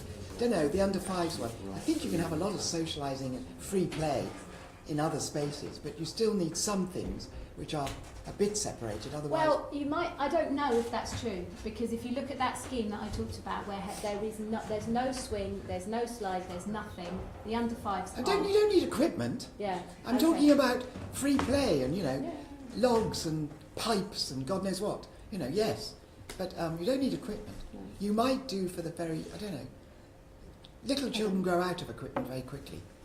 But it's actually trying to find that granularity, I think, is important. I think trying to find those small spaces that can actually allow the kickabout and the basketball hoop to be there, plus a log, and not necessarily all in the same space. And we're losing those. Yeah.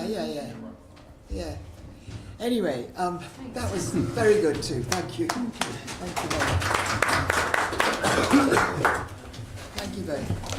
Now, our third session. Oh, How are you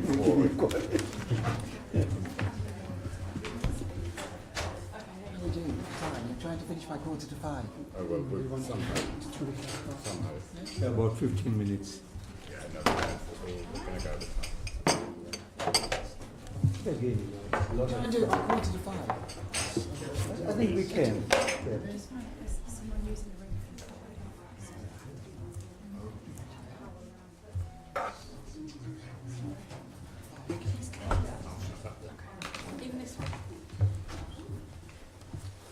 Don't shut up. Good value.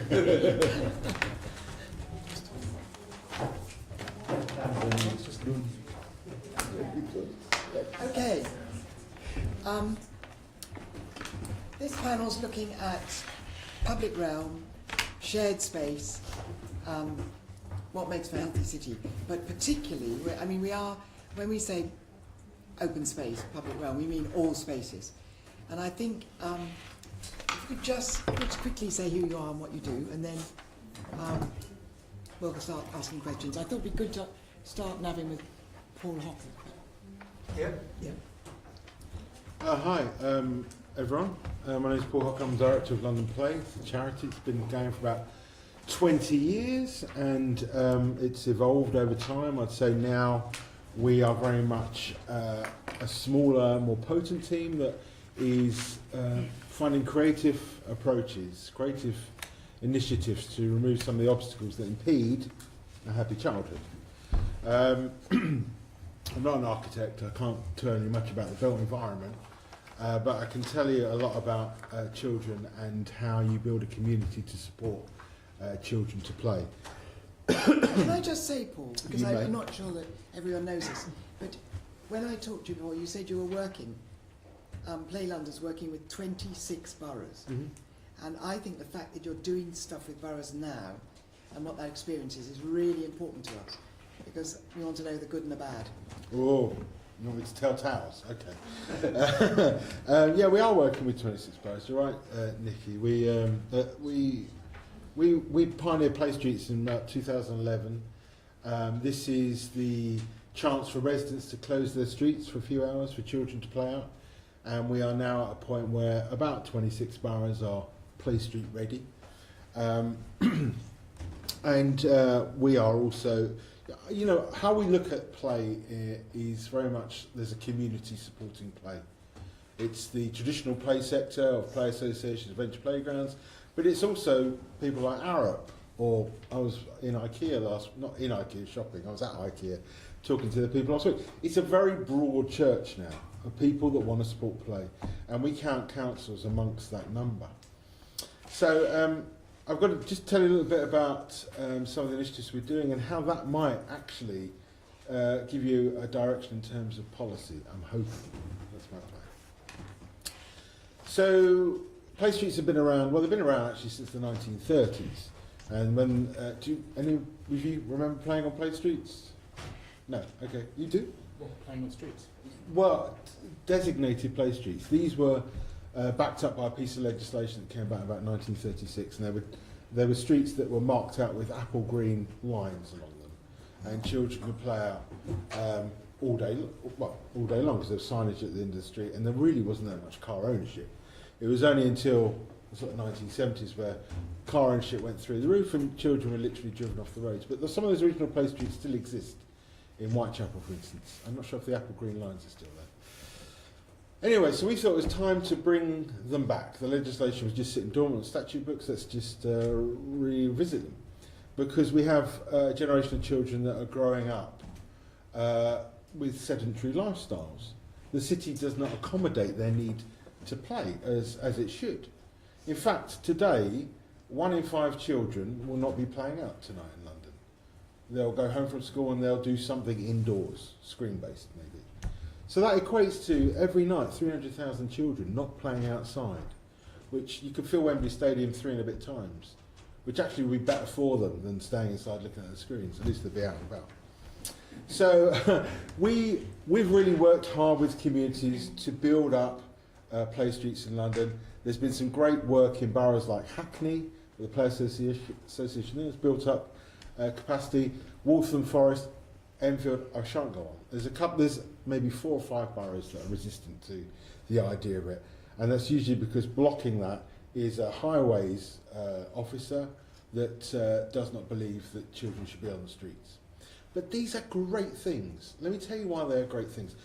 You've been on a street when it snowed, and you can see what happens. People come out with a cup of tea, kids come out and they start playing, and the street comes alive, and people start talking to each other like they wouldn't normally. And that's what a play street does. I've said in the past that children are social pollinators, or like little bees. When the play street is up and running, they'll go into each other's houses and get a glass of water and talk to you, and that connects the parents up, and you then have a situation where people know each other and trust is built up, and that rich social capital begins to evolve.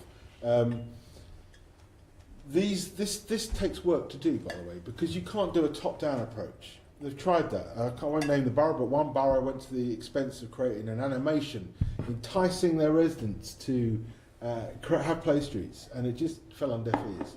How it works best, and this is something that London Play is very good at, is you get a nucleus, a small number of residents that want to do a play street. You work with them to build that number up on that street, on that neighbourhood, I think that Tim mentioned, that kind of amorphous shape. And they come together, and they create this thing called a play street. And then the neighbouring street will see it, or it'll get in the local papers, and you get this kind of viral effect. And that's what's happening in Hackney, that's what's happening in Waltham Forest, Croydon, blah, blah, blah, blah. So I would suggest to you... how many hours and how? Sorry. Well, it's really flexible, Nikki. You can have the legislation allows for whatever the community wants, whatever the neighbourhood wants. So 1 day a week? Yeah, Guernsey Grove in Lambeth is one Friday afternoon a week, which is a bit, I'd like it to be all week. Sunday? Every Sunday? Sundays are popular. You've got one on Sunday, haven't you? First Sunday of the month, 2 There you till go. 5. Waltham Forest. Yeah, it's very flexible. Ideally, we'd like to see it throughout the week because it's a great space for children to play and for neighbours to get to know each other. Can I just ask very Yeah, quickly? sure. I don't want to keep running well over time, but the management of this, how does who manages it? That's that nucleus that I was talking about, those committed residents. They'll put the order into the council to get the play street order for in that. terms of, so the order's there, and Yeah. so presumably signs are put up, and Yep. Stop the who cars does coming. that? Yep, residents. The residents put Yeah. the signs. Some councils, like Camden, they'll come. Camden actually clean the street before a play street session. There you go, that's commitment. They will leave the signs to the residents and they'll put them out, and then the residents will organise themselves to have 2 wardens at either end. That's if there is one entrance in, one entrance out. And they'll be there for an hour and then they'll swap over, and that's another great way to get to know your neighbours. How Yes, can sir. this be translated or expressed as a policy? Something in London Plan, for example, which is one of the questions Yeah. with every 3 sections that we've had. Yeah. Because, there are good practices you're talking about, what would it take. Now, this is something we want to embed in the new London Plan, which we're talking about. Mm-hmm. So it would be interesting to see how you reckon that can be expressed for wider sort of adaptation. Well, we're pushing at an open door, as the cliche goes, Yeah. because I know the mayor, I've spoken to him about play streets and he loves them, so that's good. What we need is, you've got 33 boroughs that are all doing it slightly differently. Sure. In fact, they're all some of them are using different legislation to each other. That needs to be, a bit of conformity there would be Yeah. great. But also, they need to be, these boroughs need to really make that offer clear to residents, because it's quite brave for a resident to come forward and say, I want to create a play street. We're Londoners, we like to hide away behind our closed doors. They're exposing themselves, so the council needs to be really receptive to that and supportive of that. And they need to make the offer visible, and they need to make the support really straightforward. And some councils are exemplary at that, like Islington, where you can just go online and fill in the form and it's done. So a uniform approach would be great. Yeah. Legislation uniformity, a real can-do attitude from councils. And I'd add one more thing. Last year, just by chance, Sam and I wrote a paper for the UN General Day of Discussion related to the UN Convention on the Rights of the Child last year. And our paper was called GOSP, and it was all about how poor the air quality is outside schools, in some schools in London, sometimes twice the legal EU limit. And we called for in this paper, and I know it's been around City Hall, to have play streets in the peak points where the air pollution is at its worst. Morning drop-off, afternoon pick-off. If you were to create, if head teachers were supported to create play streets outside their schools at these peak times, you're solving a lot of problems. One, the air quality is improved. Two, children get an extra play space outside school. Three, parents can get to chatting to each other and to teachers. And you create a stronger community around that school. So that's something I would like to see as policy, that schools are encouraged, or whatever, to create play streets. Camden's trying to do that. Indeed they are. Nikki Camden's doing it. A lot of heads are resisting it. Sorry, no, I won't say a lot. Some heads. Well, some heads are scared to bite the grass the nettle, bite the bullet. I don't know, because the sway of the parent motorist is very strong, and putting your head above the parapet and saying, actually, we want to stop this culture of driving your children to school. It takes a bit of guts, and I've met head teachers that have found excuses not to do that. But if they had support from City Hall, wow, that's a game changer. Can I ask you you talked about a play court? What's a play court? Yeah, so that's the next step on. So we thought, because we're looking for ideas for London Plan, you see. I'll give you this idea for free, Nicky. This is a good one, and it's low cost. Everything I'm talking about is low cost. A play quarter is basically, we knew that a street could support children to play. So if a street could do it, surely a neighbourhood could do it. And let's say a square mile. So we got some funding from the lottery just for 6 months, a 6-month pilot, and we worked in Palmer's Green in Enfield. And what we did was we worked. There was a concentration of play streets there, about 5 play streets in that square mile. There was a school that was supportive. There was a mosque supportive. There was a church. Parks were supportive. This whole community, we brought them together to do a restoration project, which is to get children back out and more independent in their own communities. So if they wanted to walk with their mate down the street to the sweet shop to buy a nice lolly, that wouldn't be remarkable. It would be unremarkable. Right now, it would be a cause for calling the police if you saw children out and about on their own. That's how desperate things are. And the community did come together. And in this 6-month project, we had in Enfield an area where parents were more confident about letting their children out, because we created these hot spots all around the community where children get a plaster or a glass of water or make a phone call home, these safe spots. And that reassured parents, and we began to get something happening. And I'll let you into a little secret. Sport England are interested in funding a major rollout of play quarters, London and possibly beyond, and we'll know about that later in the year. But in the you get sports in the streets? Or? Wow, this is the thing. Look, I'm a person that's had a fight with Mars bars all my life. If I had been given the opportunity early on in life, maybe in my 30s, to go out and have a play with my mates, as an adult, chances are I probably wouldn't be the shape I am now. Sport England are interested in this because there's 30% of the population that need to get active. I'm one of them. And we realised, play quarters, it's not just kids that need to get out. It's lonely pensioners. It's adults. If we can find playful ways to get them out, that's sustainable. Because people will carry on doing something if it's fun. If you have to wear a kit and go to a gym, it's not going to work. So we're working with Sport England on that idea. So play quarters might become something big, or it might be a flash in the pan. Okay. Can I just finish one point? Just one more point. We are seeing the loss of venture playgrounds. There's 80 venture playgrounds in London. These are the gold standard. There's 80, around 80. Still 80. Well, still 80, Nikki, but they're on the way down. We've lost a few in the last few years. These are the gold standard in play spaces. They are mutable, colourful, creative spaces that are staffed by adults that know how to bring a playground alive. They usually are in the poorest parts of London. We need to protect these adventure playgrounds. No more are they going to be cut. Lambeth have just cut. Brent have cut. Wandsworth have cut. I won't go on. If you could create a policy, rather like what Adrian did in Islington, where he got the 12 venture playgrounds there, the land they're on protected in perpetuity for play. If we could have a London-wide rollout of that, It's easily done. I'm sure it If is. the council's willing. Yeah, and if there's a little push from these guys. So these are play spaces. We fight these closures, but we're getting tired. We could do with some help. So I'll leave it there. Well, there's obviously an issue about making them. Some of the arguments I've been given are well, look, they're only being used in the evenings or the holidays Yeah. or the weekends. You know, I mean, what about all that day when they're standing empty? And I don't know whether one of the, well, Navin's question, isn't it? Sorry. Well, carry on. The multifunctional. Yeah. How can we make spaces work a bit harder? They could work harder. You're right. Some of the adventure playgrounds haven't quite arrived in the 21st century. We put a proposal into Lambeth Council for Grove Adventure Playground, and we rebranded it as an active living park, an ALP we called it. And of course, children are the primary beneficiaries of that playground.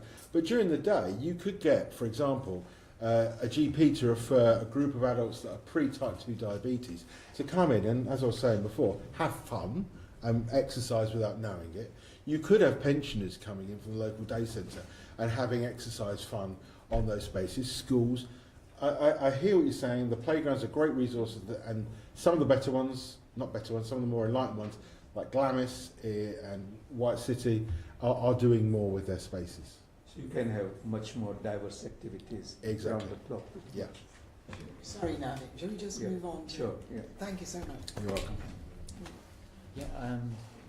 Yeah, Sam Williams. I'm a landscape architect at Arup, and I put together a research project which we're getting pretty close to the end of now, on looking at how and why we should be designing child-friendly cities, and with the intention that, using Enrique Peñalos's quote that Tim mentioned as a starting point, a city that works well for children will work well for everybody.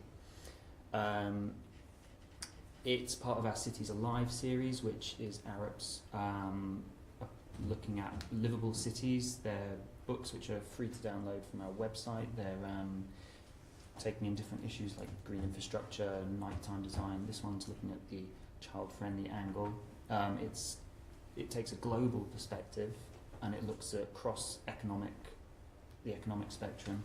And while that sounds like quite a big challenge, the great thing about thinking about children, is that universally they're born with this innate desire to play and learn through the world through play, and that's how we can kind of bring all this kind of mess of division and politics and all sorts together, and give it a kind of a clear going through. And that's something which we've come to think, if you use a child-friendly approach to problems, it gives you a clear path through a lot of intractable issues. How do you make space work harder? So? We really want examples of how to make space work harder. Yes. In London. Yes, we are. Through that, we've come to thinking about what we're calling a children's infrastructure approach, which we find the word infrastructure is very good at bumping people off of their kind of perceptions about what providing for children means. Too often people get sidetracked by the idea that just building a playground or just getting them to school safely is enough. It's about, children are people, they're complex people with complex needs, and they are equal stakeholders in the city. They need to be treated with dignity and respect, and thinking about them thinking about their needs in terms of an infrastructure or a network, has been mentioned a few times before today, is a way of seeing that they need access to the whole city. And again, it's not, as you made the point, it's not just about children. It's about everybody. But children are a great starting point, because for a place to be child-friendly, it needs to also be parent-friendly. It needs to be grandparent-friendly. Children need exposure to diversity and all the kind of things that go on. But it's the child as a starting point which makes this so interesting. I thought I'd have to make a declaration of interest that I'm doing one of Paul's play streets, but he's outed me already. And I think that's a great, I want to come back with that. There's such a great microcosm of everything good that we're aiming for here. It's something where the child is the starting point, as the focus. From that, a community, as Diana was saying, is generated. And all the things that have happened since I started running a play street are things that I never expected. I expected my kids to come out and have a nice time. But actually, I now have to factor in half an hour to my walks around Walthamstow because of all the people I bump into, especially like there's a couple of elderly ladies on the road, and I'm regularly stopped talking for a good 20 minutes about how my dog's doing, or stopping in Tesco's, all sorts of places, and it's all come out of this focus on children. Is that connections you make? Yeah, the space for human contact that Marion was mentioning, and so so the children's infrastructure idea is about it's fundamentally good, people-friendly design, but again that child focus just gives a clearer path through what that means, and also stops people just designing for themselves.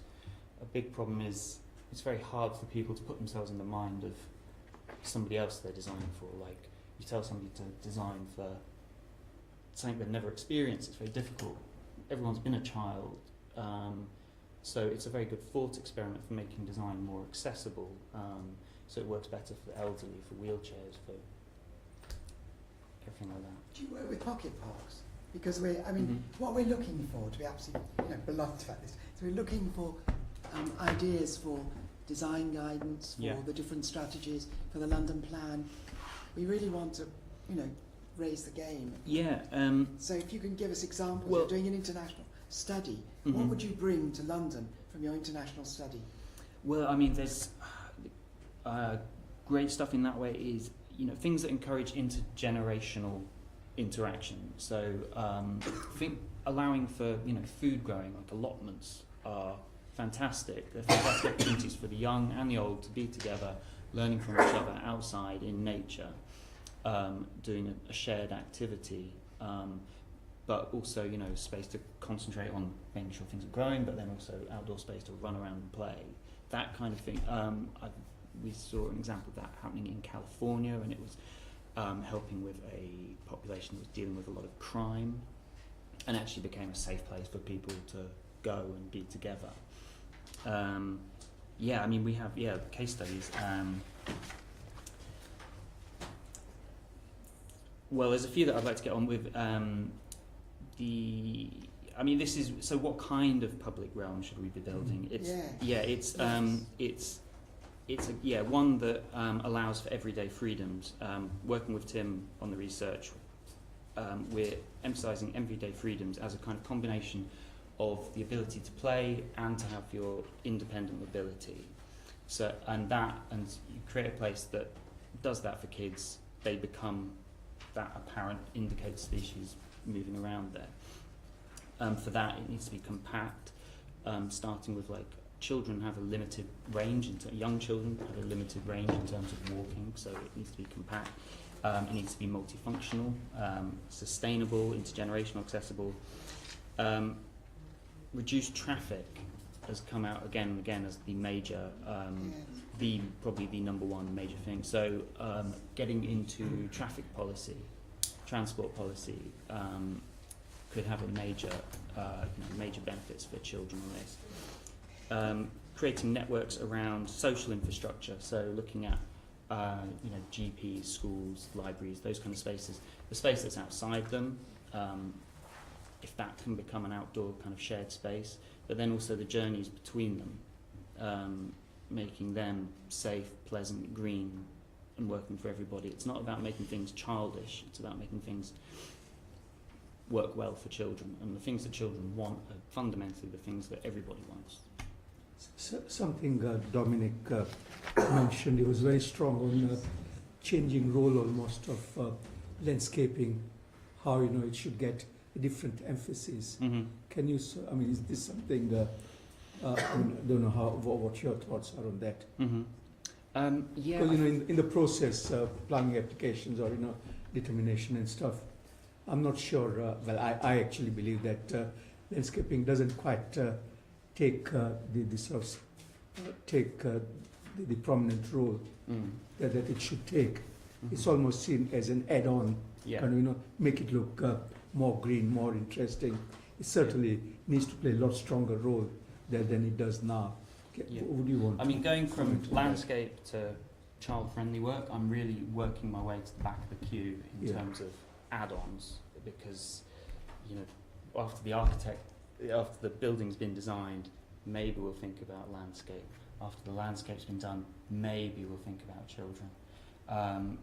When the potential, for landscape to provide this space that brings everyone together, outdoors, healthy, free, equitable, is immense. And then to add to that a child-friendly focus, you're increasing. I think we need to get away from the kind of landscaping happening almost accidentally, rather than landscaping being something which is such a core issue. It is landscaping which actually creates the built environment, creates what we've been talking about, rather than leaving it to chance. Yeah. Nikki, can I just come in on that very point? So I was lucky enough to hear the chief architect of Copenhagen speaking at the same place that Roger Maiden was speaking earlier. And she was saying in Copenhagen, they're not quite there yet, but they're looking at having separate budgets for buildings and for landscape. Because what we're talking about here is it's viability assessments. It's a scheme reaches a certain point and the developers are so sorry we've run out of money. All that nice landscaping we promised you and your officers, we're going to have to lose all that. Tends to be part of planning condition most of the time. So it's a deferred issue and it gets locked. And what they're looking at in Copenhagen is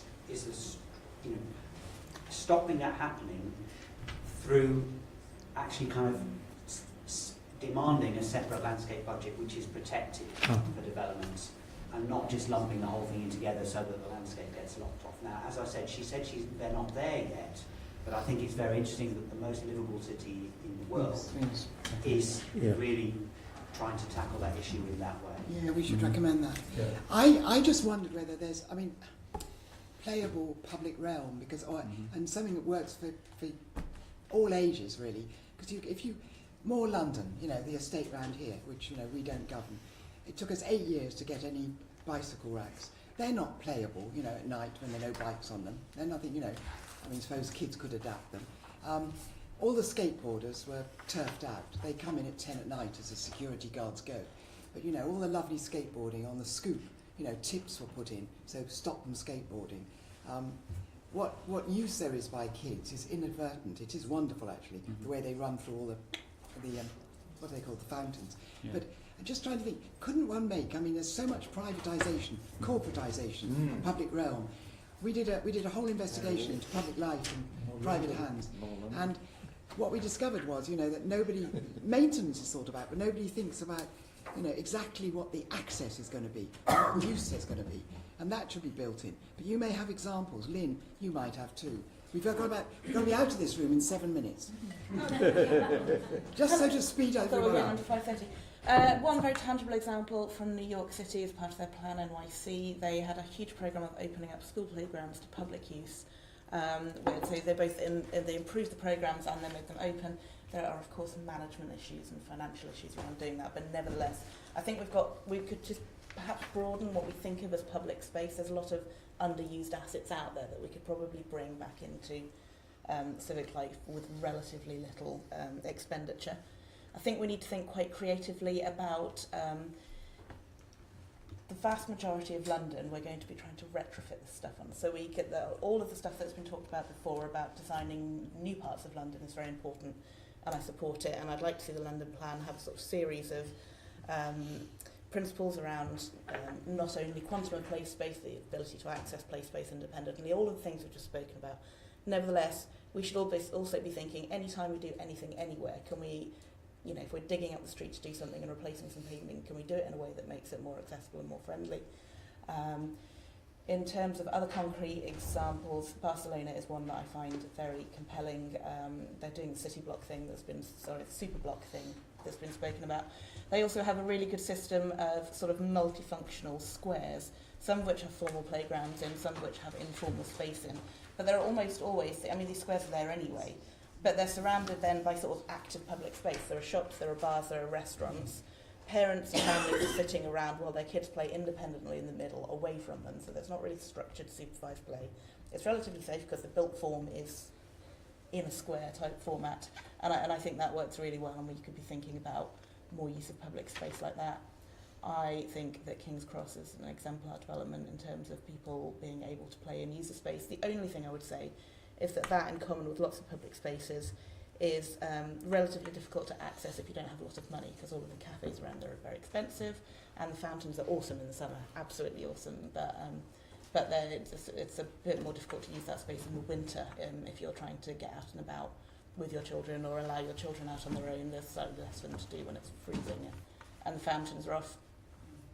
And on a practical point, we were talking about this earlier, we should think very carefully about how we manage this stuff within construction processes, because we ought to sort of think of some way of managing that, because the time that some perhaps playgrounds or safe routes are shut during construction process can often be a period of years. So if we look at something like the Crossrail construction process, you know, roads are shut for many years at a time, and actually that can be quite a formative period in a child's life. So something that's shut for a couple of years to us seems like a blip. Hay Street.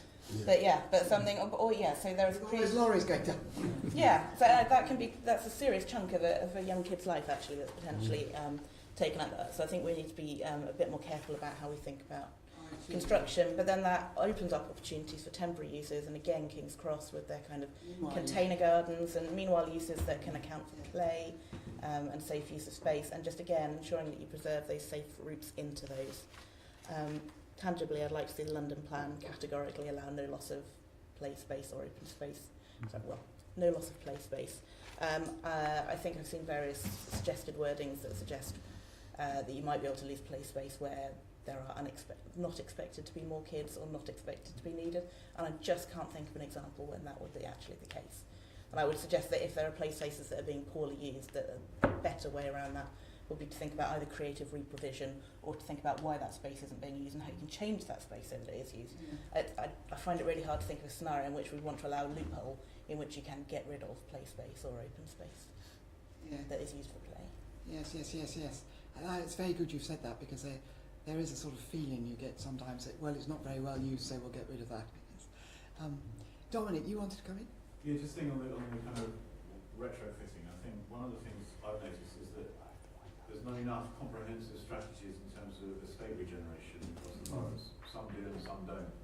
And I think understanding how, you know, estates that have been there a long time can potentially offer up potential to use certain spaces that are underused. You know, one of the members talked about railings and leftover bits of grass. You know, I think if we had a discussion and there was a strategy, broad strategy across London about how estates could be more integrated within the urban realm, then maybe those spaces could be actually used a lot more harder and more efficiently for the types of things we're talking about today. Chair, I think this again is a good one for London plan.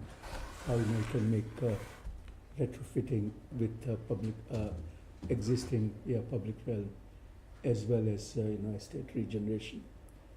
How that can be enhanced with. I agree. I think it's good.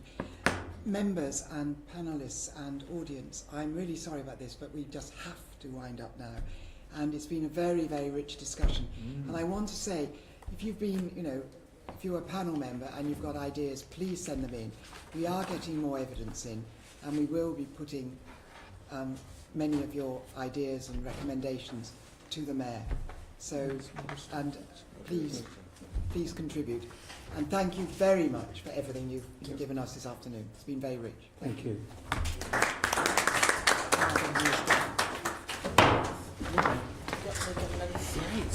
GLA, Committee Room 2, Sound. GLA, Committee Room 2, Sound. GLA, Committee Room 2, Sound. GLA, Committee Room 2, Sound. GLA, Committee Room 2, Sound. GLA, Committee Room 2, Sound. GLA, Committee Room 2, Sound. GLA, Committee Room 2, Sound. GLA, Committee Room 2, Sound. GLA, Committee Room 2, Sound. GLA, Committee Room 2, sound. GLA, Committee Room 2, sound. GLA, Committee Room 2, sound.